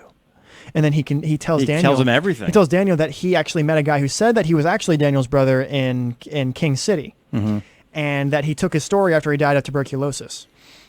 So Daniel is now not only pissed at the fact that somebody lied about being his brother, but he's also, his heart's racing at the prospect that he might have actually had a brother, because he asked Henry when he first met him. He's like, "Is this woman your mother?" So he was wondering, like, did they have a kid? Yeah. Did I have a brother? So the second he tells him that he took his story from his brother, then, oh my God, the camera switches back to him, and his face is almost meme-worthy. Oh. His eyes are like, They're bugging out of his You're face. gonna burn in hell. I'm gonna kill you. Yeah. And like, so he shoots him, gets drunk, fantastic, superb, like almost Robert Yeoman-esque shot, who is the DP of every single one of Wes Anderson's movies. Of course he is. And of him getting drunk, he gets drunk. I was just drinking a little more. But whenever he looks through the book, there's this super subtle change in this usually foreboding music. It's like a drone that's present throughout. It's like a motif. There's a subtle change in it where there's like these little Becomes melancholy. like fluty major key, Yeah. whatever. And then that's the first time you ever see him cry. But you see, even in his crying, he's yielding. He cries a little bit. He's like, and then the second he gets through with it, he's like, okay, I can't cry anymore. Yeah, because he realizes he got robbed. He got robbed. He got robbed of meeting his brother. He got robbed of all that stuff. And then he sees the diary in the picture, and he gets really melancholic. That's what keeps informing my idea of his past trauma. And this, as well as a lot of different PTA movies, is indicatory of his love for the cyclical nature of trauma. Yeah. It's Boogie Nights. His mother being pissed at him leads to him being, reckless, which leads to him making bad mistakes, which leads to him being bitter like his mother. Yeah. And just same as, like, there's a similar dynamic with Freddy in The Master about his past, but that's what I love about it. And so he cries. There's this great moment. He drinks the last of his drink. He's dozing off to sleep. The music gets a little quieter, but it's like you're comfortable. It's like whatever. Bam! There's Bandy. There's Bandy. I think him finding out that Henry not only screwed him over, lied to him, stole the story, was a fraud, but him finding out about the real brother broke him. I think it absolutely broke him. Mm-hmm. I think at that point, nothing mattered anymore. He realizes he got screwed out of meeting another family member. You make a great point. It broke him because after that point, he gets drunk a lot more and acts like a buffoon in front of HW. In front of HW, but he acts like the buffoon in front of the guy from Standard Oil. From Standard Oil. Or is it Union? No, they made the deal with Union Oil. Standard Oil's the guy that he yelled at. Yeah. But yeah, so Bandy wakes him up, and it's so funny. I don't know if he was like, "Who's it? Who is it?" But, or he was like, "Holy shit!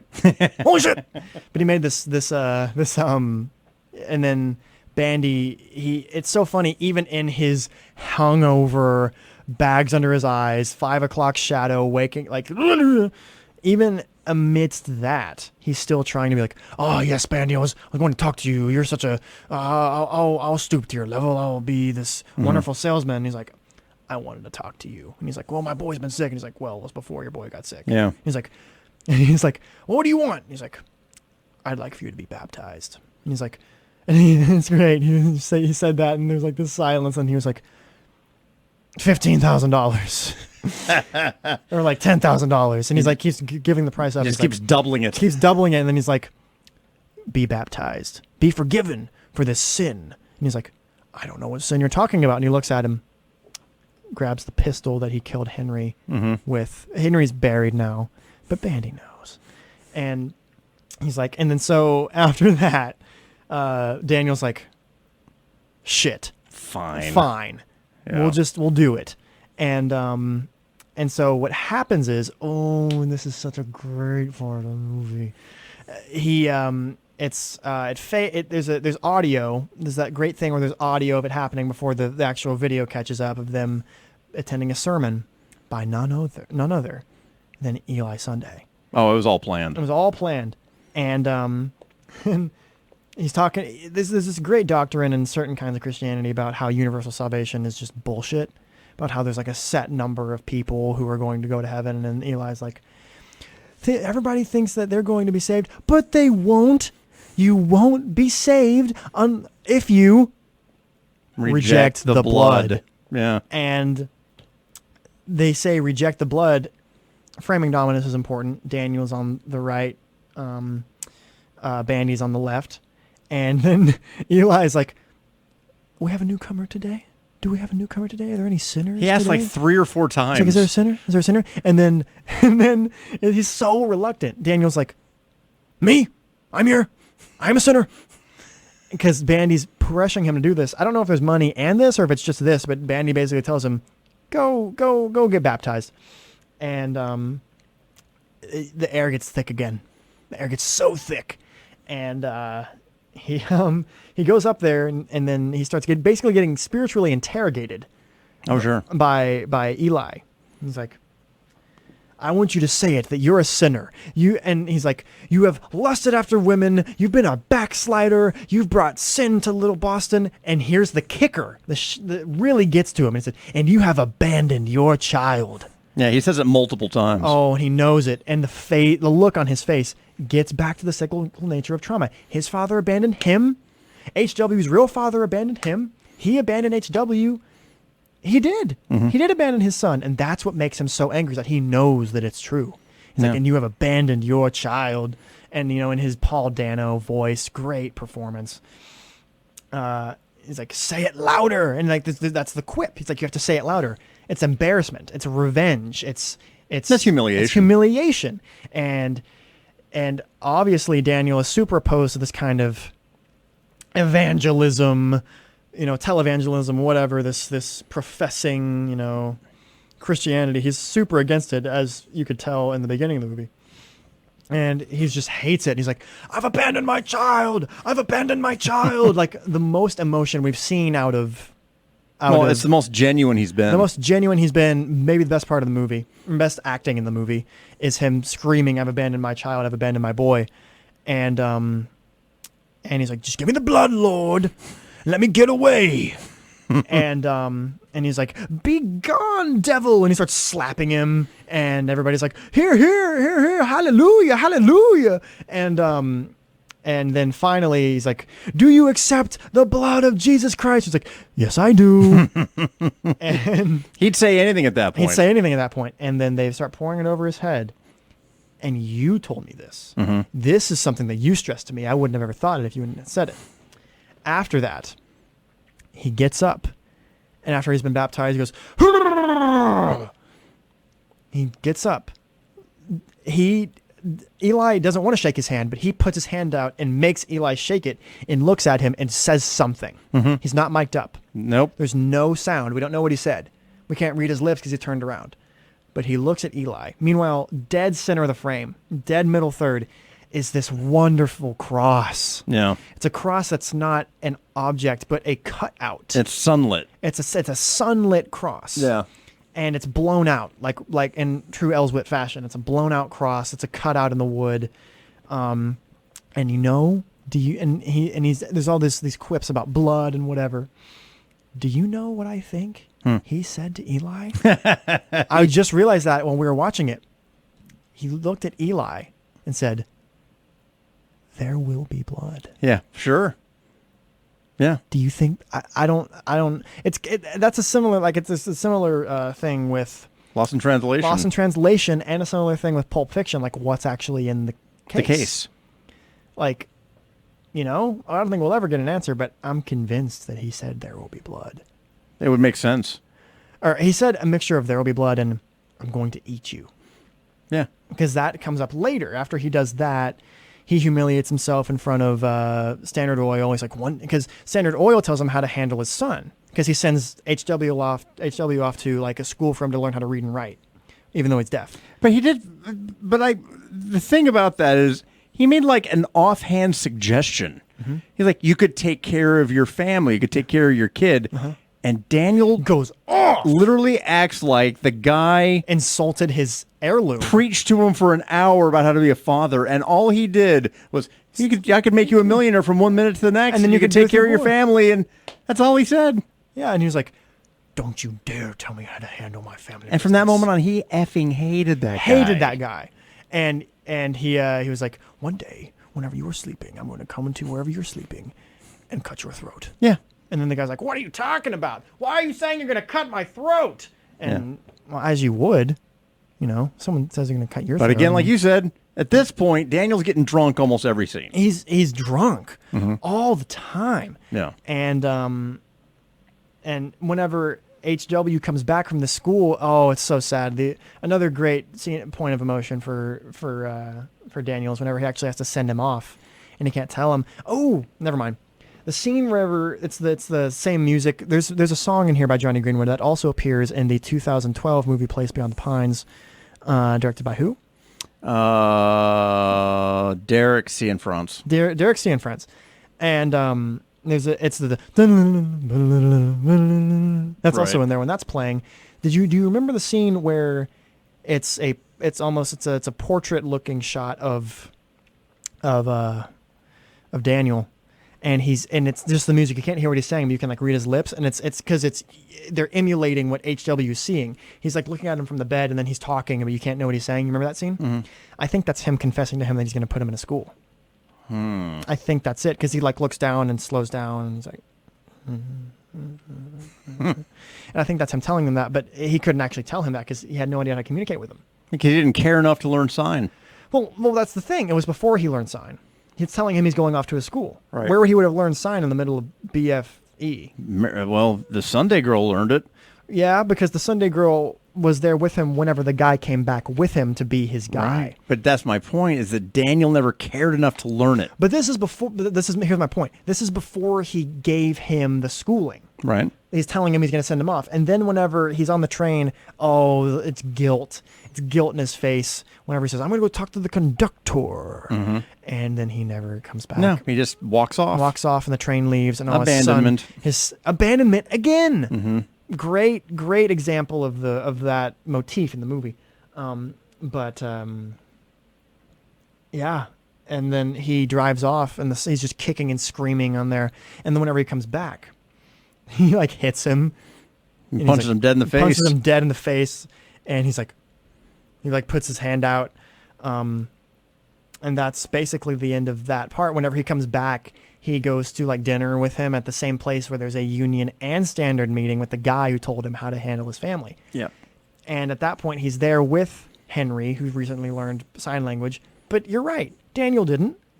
No, he never cared enough. He never cared enough to learn sign language, but No. Mary did. So Right. he's there in the restaurant it's Daniel, HW, and the guy from Union Oil. Or Standard Oil. Standard. Yep. And it's the same guy who said, I can make you a millionaire from 1 minute to the next, and you can go and care for your boy. And then he threatened to cut his throat. He's in there, and he just hates that he's in the same room as him. And he's drunk. Mm-hmm. And he just walks up, just like as a drunk person when they're up into his face, and he's like, do you see that? That's my boy. I'm with my boy. Don't tell me how to handle my family business. And then he goes, another great line that we love. He's like, you look like a fool, don't you, Tillman? You look like a fool. And then he's like, excellent. And then he's like, and then I think that's basically the last bit of the 1911 part. Yeah, and then it basically there's kind of a montage of HW getting to know Mary better, the interpreter coming back, and then they go right to the scene where they're getting married. They go right to the church, and then they go right from that church scene to the house scene where he goes and tells his dad he's going to go to Mexico with Mary. With Mary, it's the same mansion as the Big Lebowski. When I learned that, I almost shit Right. my pants. It was so good.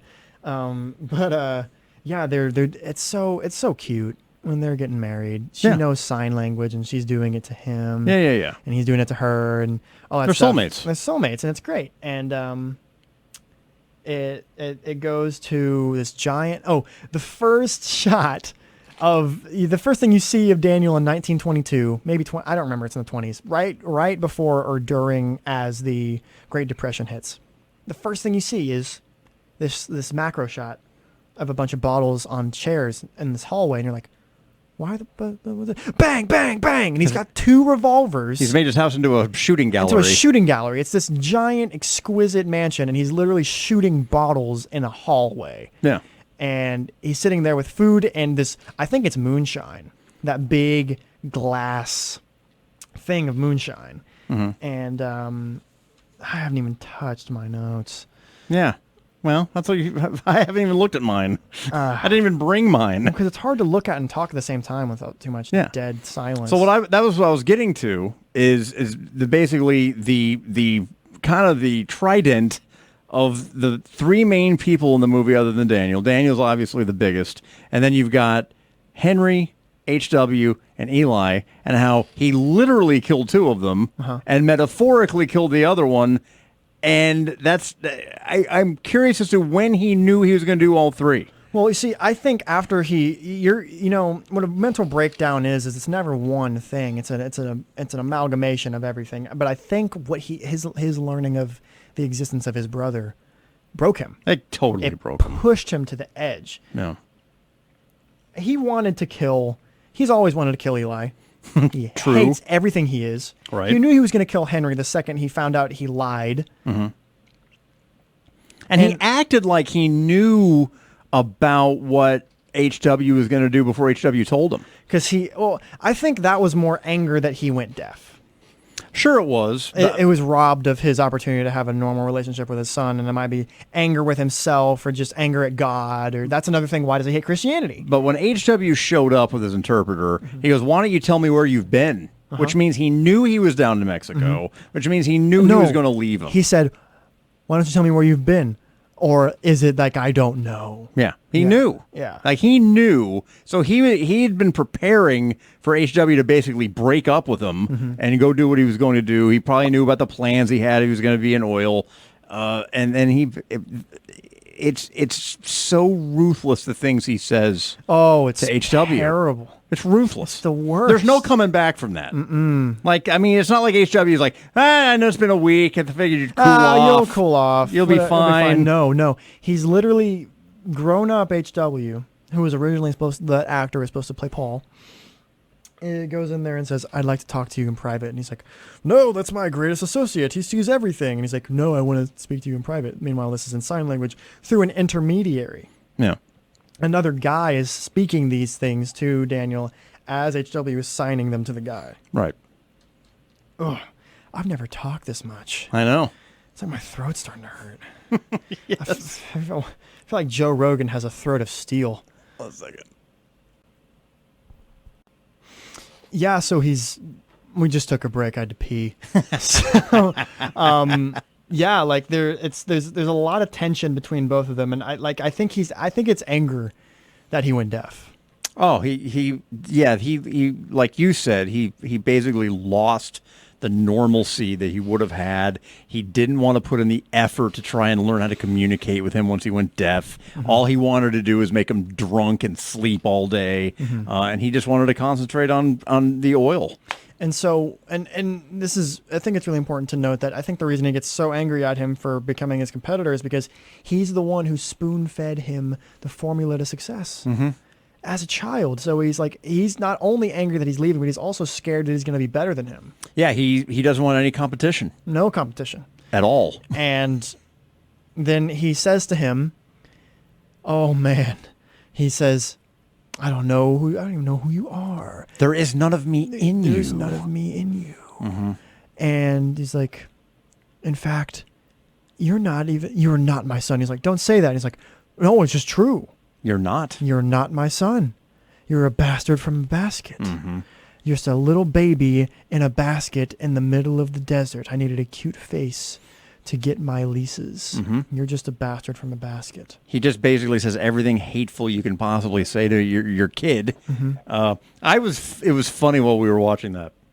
I sat there, and in my mind I went, yeah, he's telling that kid he's a bastard from a basket. Meanwhile, I'm next to my kid, who is the opposite of "I have none of you in me." We're the exact same person. We did the DNA test. We did the DNA test, which all white people do because they want to have something like, "Oh, I'm like 6% black." So when they say 23andMe, you have like 22 of my chromosomes of the 23. It's crazy. Like, we are closer to brothers than... We're closer to twins than father-son. Yeah. And so it's interesting to me, and this is why I think this was the accidentally perfect movie to pick, because of the dynamic that exists between Daniel and HW. It made me so sad because the first half of they're really close. And that's accentuated in the movie whenever he's yelling "bastard in a basket" to him down the hallway so he can hear it again. And his lip begins to quiver. I didn't notice that the first time. He's like, and then as that happens, he has flashbacks. Remember that? That's right. He starts thinking back to the times that they were close and Yeah. they were in the big before he was rich and they were just trying to get oil out of the ground and stuff like that. Yeah, and he would play with him and he did love him, Fart around and have poke him. fun and stuff like that. It was just so sad. So very by sad. that time, so now he's How he's killed the relationship with his son. he's completely killed it with HW. So by the time he's passed out asleep on He the starts slinking down the stairs. yes. And he's like after that he's just hopelessly drunk, so drunk, He's so hammered. and then it shows his butler leading Eli, who is Of found, all people. Eli, who has found apparently success in radio. Well, he tries to tell him he has. Well, I believe it. I believe he has, but there's not. Listen, like there's how much money are you going to get from being a radio guy out in the middle of nowhere?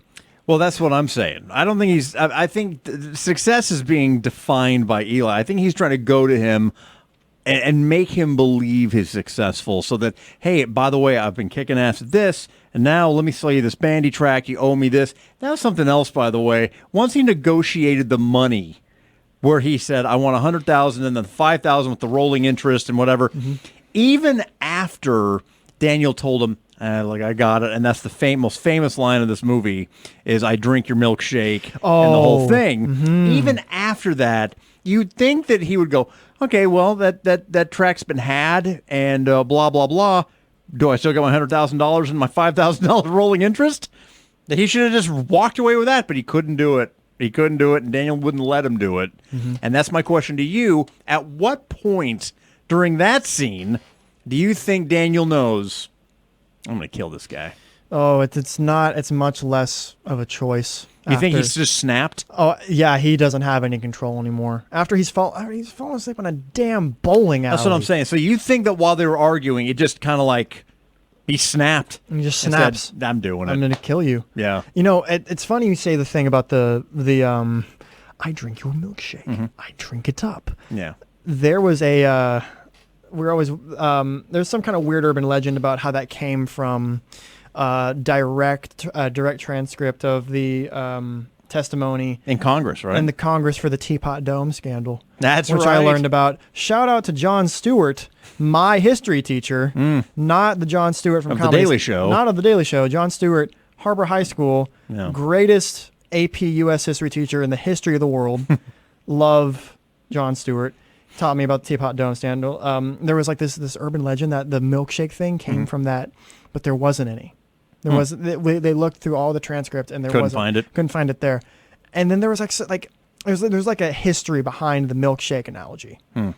And like to this day, no one really knows where those lines came from. But there was like kind of another like testimony from a similar thing that was going on around that time with oil about that. And there was one of the congressmen that was like, oh yes, it was I think it was a Supreme Court case talking about the constitutionality and the legality of drainage. Drainage. Yeah. Drain dry. Yeah. And it was during that, and then they were talking about how preposterous it was that someone could buy an acre of land and seep up all the oil for like 15 square miles. Geology, baby. Geology, baby. And he's like, so Senator, if you have a milkshake and I have a milkshake and I have a straw long enough to let me drink your milkshake while I'm sitting on my bed while you're in the kitchen, don't you think that straw should be illegal? Yeah. That's what the thing was from. So yeah, they took that. Oh man, I have so much stuff that I could just talk about because this is such an integral part of the movie. I think it's my favorite part. Well, it's the most important part of the movie is the ending. It's the climax of the movie. And here's a really important point I'd like to make is Daniel's relationship with fairness. I think he knows he's going to kill him the second he sits him down with his drink. He knows he's going to kill him. It may be premeditated. I think by and large he just snapped, but he knows he's going to kill him. And he's demanding all these things, the $100,000 and the $5,000 plus interest. And he doesn't look at him and say, "You're an imbecile." He says, "That's fair." Yeah, that's fair. Now, is he saying that? Is he saying that just to get a rise out of Eli, or is he saying that's only fair because he knows it's fair, but he hates fairness? I think he says it for two reasons. I think one, because he's saving the fact that oil is not under that land. I think he knows that. He wants to let Eli think that he has that leverage and has that land, and that basically, I'll give you 100,000, I'll give you the 5,000 rolling interest, but it's all contingent on one thing and one thing only. You got to tell me that God is a superstition and that you are a false prophet. And so, of course, Eli hears that and goes, "I'm not going to say that. But it's a lie. That's a lie, Daniel." And so then he starts bargaining with him. He goes, "I would need a drill immediately." He goes, "That's fair. That's fair. I would need this. I would need that. I would need this." He goes, That's "Okay." fair. Yeah. And then finally he has to sit there and go, "Well, I guess I have to say it." And then God, Daniel, the same way that Eli made him the yell exact it same louder. way, parallel with the Yeah. humiliation. The only difference is that there's not a congregation of people. Yeah, here's the bowling alley. Pretend this is your sermon. Pretend this is who you're talking to. Yeah. And you have to give it like it's your sermon. Yeah. And he makes him shout it a dozen times? Yeah, a dozen times. And then in the middle of the one after that, he's like, "I am a false prophet. God, those lands have been had." Well, hasn't been had. There's no oil there. And he's like, "How can that be so?" And then he's like, "Eli, you boy. And then he gives him the speech. And then You're just afterbirth, Eli. jar. They should have put you in a glass jar." I love this movie so much. And so that scene, and there's so much about it. Like, they're in a bowling alley, which I thought was random until you get to the end of the movie, and you realize, nope, he uses a bowling pin. Here's the question I've always been curious about. So the movie ends where the guy comes down and goes, "Mr. Daniel," and then he goes, famously, what did he say? I'm finished. "I'm finished." Okay, so then the music hits, there'll be blood, credits. Okay, what does that guy do? Doesn't matter. Right. You see, because I really thought that too. What does his butler do? You know, He comes down, sees see- the guy that he just let down there a half hour ago, dead, bludgeoned to death. his skull is caved in. Oh, totally dead. It's a bowling pin. Yeah, dead. Yeah. And there's Daniel sitting next to him. So what does he do? He's like, "Okay, all right, I'm gonna go back up." What's he do? You know. Okay, because I thought that too. Think about the dynamic between Batman and Alfred. Right. You see, because Alfred, the famous, well, not famous, if anything, infamous scene from The Dark Knight Rises where Michael Caine's there. He's like, "You trusted me. Yeah. I failed you." And, Yeah. but, But this guy ain't Alfred. we don't know that. This guy's pretty dim. Now think about this. What if that butler was actually his closest associate that he was reluctant to let out of the room whenever HW came? Think about this. If he's the butler to Daniel Plainview, he obviously knows the ruthlessness Sure. that comes with his character. All I'm saying, Right. by and large, what I'm saying is I am inclined to believe that butler helped him hide that body. So you think that he got down and goes, "Well, where are we putting this one?" Clean it up. All right. Okay. I was curious about that. That was one of the things I was left going, Oh. And see, here's the other thing. In my notes, it reads, "The framing dominance flips." Oh, we didn't even touch on this, but it's very important to know that he makes this is like, it was Paul. Paul was the chosen sibling. Where were you when Paul was suckling at his mother's teat? He was the real one. Religion, it has a giant role in this movie. I turned to Judy. I never noticed this before. I had just watched Mother with Sarah Grace. Because Sarah, she's really into the Bible. I mean, we're big into, the Bible is perhaps, back to AP Lang and AP Literature, Miss Felder and Dr. Combs. The Bible is one of the most, the most literally and philosophically referenced works of art in the history of cinema and literature. The biblical allegories in Shakespeare and film are just innumerable. So there's a very real connection between Paul and Eli and Cain and Abel. It's the jealous brother. It's the ungrateful brother, and the one that actually took the leap, the one that actually tried his luck, the one that actually put chips in the game. And that's really cool. So that's in my notes. Another thing in my notes. As he's throwing bowling balls at Eli, he says, "I told you I would eat you. I told you I would eat you." Now, that begs the question, is that what he said to him after that? Could have been. I think it could have been a mix or a combination of "there will be blood, I'm going to eat you." Next, shout out to Travis Sherman at Travis Sherman Productions on Instagram. He's my he was my film teacher for my senior year at Harbor High School. Fantastic film teacher. If you need any weddings in Northwest Arkansas, please book him. The greatest. So he had lots of very good lectures in our class about framing dominance and what left and right mean. Left is adversarial, or one of them is adversarial. I probably should have freshened up on what it means. I get what you're saying, but though. It's very important. Left and right. I think right is something like prey, something like thing that is being attacked, and the left is adversarial, the thing that's attacking. You'll note one of the most important shifts in framing dominance is that very long dolly shot, or the orbit shot in Good Will Hunting, because when that scene starts, Will is, I don't remember, but as they orbit, it brings Robin Williams to the left, and oh yeah, because Matt Damon is on the left at first. He's the one attacking Robin Williams. He's the one taking shots at his wife and thinking, "Hey, you can't touch me. I'm a freaking genius." You know, you don't know shit. All right, with the painting, the painting and whatever. But as they're on the beachfront or the pond front, he's talking about how you don't know shit. You could probably give me the skinny on every book ever written, but you wouldn't know what it's like to hold the hand of a woman you love and be truly happy. Yeah. All that stuff. As he's orbiting, the framing dominance flips. After that slow orbit, he's now on the left, and then he looks at him like, "Oh, you think you can take shots at me, you little bitch?" Like that's it. The same thing happens here whenever Eli is on the left and Daniel's on the right. The second he says, "Don't bully me, Daniel," and he takes him and he's like, "Yeah!" He throws him into the bowling alley. Throws him into the alley. Then all of a sudden, Daniel's on the left. He's the one attacking. Literally, if you literally have eyes and you're watching this movie, he's throwing entire bowling balls at him. And when it actually hits his ankle, and it looks like it hurts really bad. Yeah, it actually did. And you can hear it. You know, he like fractured something or whatever. But he's like, "I'm the Church of the Third Revelation. I'm the Church of the Third Revelation. You sniveling boy."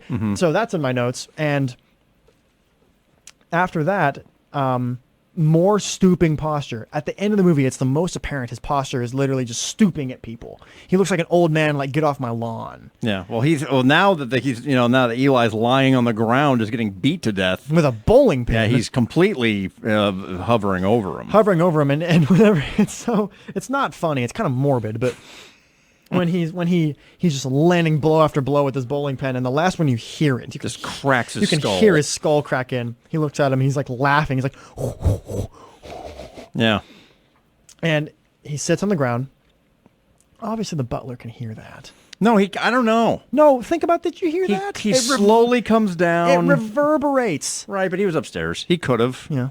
He could have. Yeah. He definitely could have. My God, that's such. I remember the first time I saw this movie, I was so shocked by how it ended. But I have to admit that when he said "I'm finished" and the music hit and it went credits, that's the best. I almost stood up and clapped. I was like, "That is amazing." That is one of the best. I think. God, I haven't done this list. We did the list at the end of the century, at the end of the decade, with the best films of the 2010s. I think I put Logan on there as the best one. Yeah, it did. May change at the time. But, I mean, it may change throughout time, but that might be the best film of the 2000s. So I got to ask you, kind of lightning round about the movie. Favorite shot of the whole movie. Let me look through my notes. I'll tell you what mine is. And then I'll let you think about yours. My favorite shot of the entire movie is the one you described with the fire behind the camera, looking at Syrian Hines and Daniel, and they're just the glow of the fire. The glow of the fire. And the really cool thing about it, too, is there's vignetting. You know what that is? What's that? It's like whenever they're looking at the fire and there's that ring around it, and the rest is like this orange. was like vignetting from the fire thing. I thought that was such a great shot, and but that's the. I mean, there's so many great shots, but that's the one that stood out to me. Yeah. What's your bet? Because you mentioned like 20 of them. There's so many good shots. First of all, I love the shot before the dude in the beginning, before any words are spoken, before the dude dies. They're having to hoist up the pike so they can examine it, and then the dude slips and falls, and the pike falls, and they see oil bubbling up, and he's like, "Hell yeah, there's oil." That's a great shot. When he's looking up, there's this dust. You can see the sun through the. It's almost like a biblical. Someone just texted me. There's like a biblical. Like a biblical callback to like the Sistine Chapel, because it's an upshot of him looking down, and there's like sunbeams behind him, and there's all this dust. That's a great shot. But if it's not the shot of Ciarán Hinds and Daniel Day-Lewis, with Daniel Day-Lewis just silhouetted against the sky, or the dark night with the oil. Oh my God! I don't know.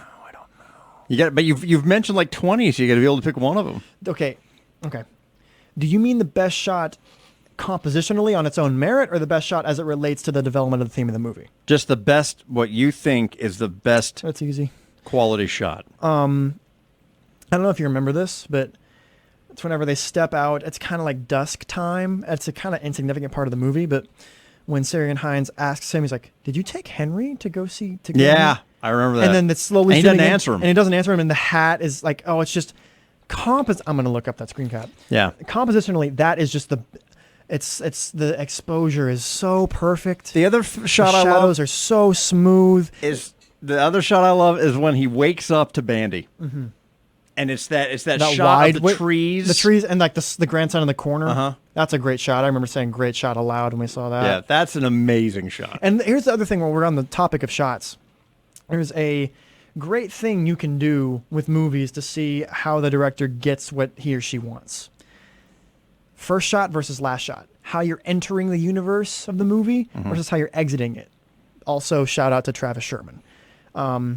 Think about this. First shot, mountains. Hand over fist, Right. hard work, labor, sweat, blood, tears. And the last shot He's is sitting a on the alley. freaking bowling alley. Yeah. In a house with a dead preacher. Yeah. Just the Juxtaposition. The juxtaposition of those two, I think, is just spectacular. Yeah, that's genius. I love those two together. But yeah, I think the shot. I'm gonna try to look. I it up. can't ask you the best performance of the movie. That's stupid. Because that's obviously Daniel That's Day-Lewis. dumb. But the what's interesting to me, and what stands out to me, and we've already brought it up, is the fact that there's only literally 4 or 5 main characters. I think Paul Dano is really good. I mean, it's sad because they're all great. All of them are outshined by Daniel Day-Lewis. Yeah. But. So that was a question I was going to ask you. I have a bunch of questions I was going to ask you. One of the ones, not just, but is there anybody else you can imagine that could have played Daniel Plainview? Like I thought about it. I was on Twitter. I even tagged you in this. On Twitter, they're going, name the greatest, most perfect casting decision of all time. I think. Oh, if it's not, and I put Daniel Plainview. Daniel Plainview. Oh God, I can't think of anyone playing that besides him. Like, there's no way. I can't fathom it. I mean, and we're talking the greatest actors of all time, like Christian Bale. Not gonna lie. I really would have wondered how Daniel Craig would have done that, but see, because nobody has acting chops like Daniel Day-Lewis, like that shot. I think that's my favorite. Look how just great that is.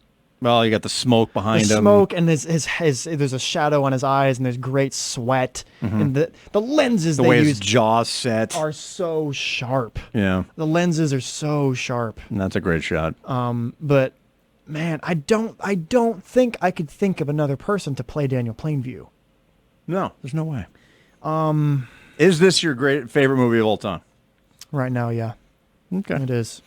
It's a 4-way tie. Follow me on Letterboxd @Snurds. That's with a U. It's with a U, everybody. not with an E. Also on Instagram, follow me. SNURDS. SNURDS. Yeah. If you see him driving around, you'll see the license. Yes, license plates. Those nerds too. But it's a 4-way tie for favorite movie of all time with 2001: A Space Odyssey, Lost in Translation, There Will Be Blood, and Eternal Sunshine of the Spotless Mind. Yeah. But I can't think of any other person who would play a better Daniel Plainview. What's another lightning round question? Best part of the movie, like best scene. Yeah, the best scene of the movie. To me, if I'm gonna go best scene of the movie, I gotta go the end. God, it's either the end or the church scene. Where he gets humiliated. Yeah. That's important. That's basically he's literally selling his soul as the devil, not selling the soul to the devil so he can get Bandy's track so he can go through it. He's basically going. He's like, I'll put up with anything. I'll say and do anything. He says 5,000, and it's funny because when he's talking with Henry, he's like, "Where's your?" He's a big fan of not answering people. He's like, "Well, where's your wife?" And he's like, "So what did you do to get in jail?" he just ignores questions he doesn't want to answer. Yeah, and the only time he ever did it where he actually said is when he looked at Henry and goes, I don't want to talk about those things. I don't want to talk about those things. Yeah. But the best scene to me, the ending, that's I'm finished. The whole scene with Eli at the end is the best scene to me. The other question I had as far as like best scene, what is the most important scene? Oh, the most telling scene? Oh, that's a superb question. That's an excellent question. Yeah.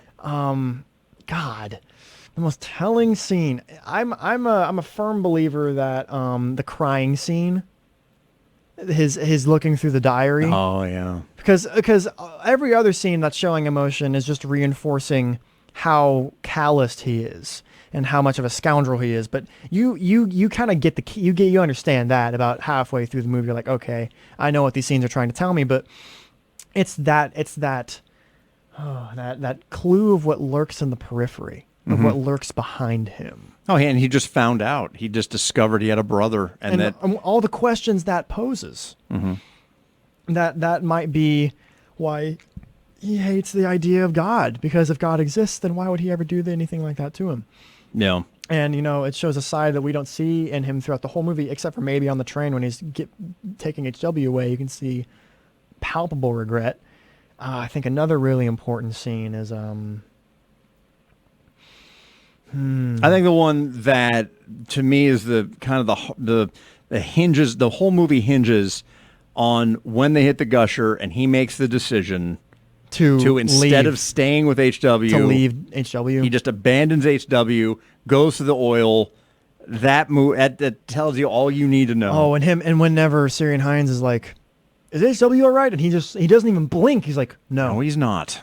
And then he doesn't move. He just keeps watching the burning derrick. And then he goes derrick. and checks on HW. Yeah, that to me is the most important scene. There's a great dolly zoom after I don't think we talked about. Yeah. It might be. I thought it was a dolly zoom for a long time, and then I realized it might just be a zoom out lens, but it might be a dolly back or whatever. Yeah.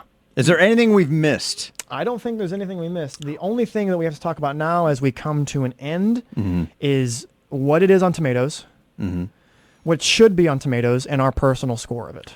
I gotta think it's at least 90, right? I think it's like 95. It's got to be 91. At least. Is it 91? Yeah. It's got to be at least 90. Yeah, 90s. I can see that means that for people who don't know how Tomatoes works, that means that 9% of the critics didn't like it. It's not that it's a 91. It means that 9% of the critics gave it they didn't like it. They gave it like a 2 out of 4 stars or something like that. I think it's anything below a 5 is considered negative, and anything above is considered positive, and then they just aggregate out of all the critics. Yeah, and the 90 is about right. That sounds about right. I mean, that's not going to be a movie for everybody. It's obviously not a movie for my mother. No, that's not a bad thing. That's fine. It's just you have different. It's totally fine. Views on movies. But I'm glad you love that movie, and I remember when I first told you about it. I was just like, this is boring. Yeah. I remember when I first told you about it, I was like, you're gonna love this. Oh, and man, and the juxtaposition between all of his movies and that one, like you said, he directs he has a style. It's obviously the moving camera, but that's, if anything, that's as much of a Robert Elswit thing as it is a Paul Thomas Anderson thing. Yeah. But he directs all of his movies so differently, and I think the majesty of the difference in this movie versus the rest of his movies is just so real. See, I so can't. Wonderful. I can't say it's my favorite movie of his. What is it? Boogie Nights? Absolutely. Of course. Absolutely. Absolutely. Dude, when I saw Boogie Nights in the theater, I didn't even know what to do. I was like, if this movie had been about anything in the world other than porn, it would have won every Academy Award there was. What was it, like Dances with Wolves that won over that or something? No, that was in 97. It lost to Titanic for Best Picture. Burt Reynolds lost Best Supporting Actor to Robin Williams. Okay. For Good Will Hunting. Right. It got nominated for like 7 Oscars. It didn't win one. It wasn't going to beat anything for Titanic. Titanic swept the entire thing. So yeah, I mean, but I've always said if it had been about anything else, it'd have been more commercially successful, more critically successful. But you know, but that's the thing is that even though I love Boogie Nights more than There Will Be Blood, There Will Be Blood is still one of my favorite movies. There Will Be Blood is I think in my mind in the top 10 best films of all time. Yeah, no, I know you totally feel that way. Probably number 9 because we got to make room for like 2001: A Space Odyssey and Citizen Kane. And you haven't seen Citizen Kane, have haven't, you? but looking at screen caps, I know. I mean, it's you just can't disrespect that movie. No, it's incredible. It's incredible. So we do There Will Be Blood this time. Mm-hmm. And next time, I think we're going to go in a completely different direction. Do you want to let people know what it is, or do you want to surprise them when we release it? We'll tease it. We'll tease it? Let's tease it up. I already know what we want next week to be. You chose it. You chose. Yeah. Ferris Bueller's Day Off.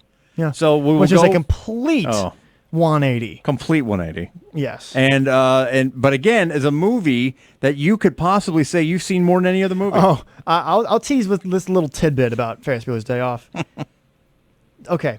The 1969 of the 21st century, 2016. Anybody under the age of 20 knows that was the best summer of their goddamn life. It was the best summer ever. In my room at my mother's, had an Xbox 360. I put Ferris Bueller's Day Off on DVD in my Xbox 360 and set it to where it would just loop. The whole movie would just loop. All night? All night, all day. Weeks at a time. I think I got the Red Ring of Death on my Xbox one time, but it was fine. And I just watched that all summer. I was just enthralled with it. I looked up so much stuff about it. I watched videos about little knickknacks, and it was actually the movie. It was also the movie I was watching in the Hyatt Center in Chicago when I got word that Jared Cleveland decided to take a big old crap on the First Amendment. So if we're going to do next week, we will do Ferris Bueller's Day Off. I think it's safe to say you do not need to take 7 pages of notes for Ferris Bueller's Day Off. I do not need to take 7 pages. You can probably tell me right now, scene by scene, what the movie is. Yeah. Line by line. Line by line right now. Shot by shot, everything. So that'll be next week. We will do Ferris Bueller's Day Off. Thank you so much for everyone listening. Thank you so much. If you've gotten to the end of it, you're an Olympian of the ear. To our first edition of That's an Excellent Question. We will see you next week. I don't know what day it'll be, but it will be Ferris Bueller's Day Off. It will be Ferris Bueller's Day Off. Yeah. So do you have any final words? I would like to state for the record that I probably only mentioned about a third of the things on my notes. Yeah, well, I mean, this podcast is literally 16 minutes shorter than the movie. I know, because the rewatchables is as long as yes as The Godfather Part 2. Well, no, Godfather Part 2 is 3 hours long. Oh, it's 3 hours long? Yeah, my bad. They missed it by 30 minutes. They missed it by 30 minutes. But yeah, I only got to that much. Great movie. Yeah, I love it. But we covered it. Yeah. We covered it. So we will see you next week on the second edition of That's an Excellent Question. Stay classy, San Diego. That is Jack Williams. It's me. I am John Williams. We will see you next week. Good night.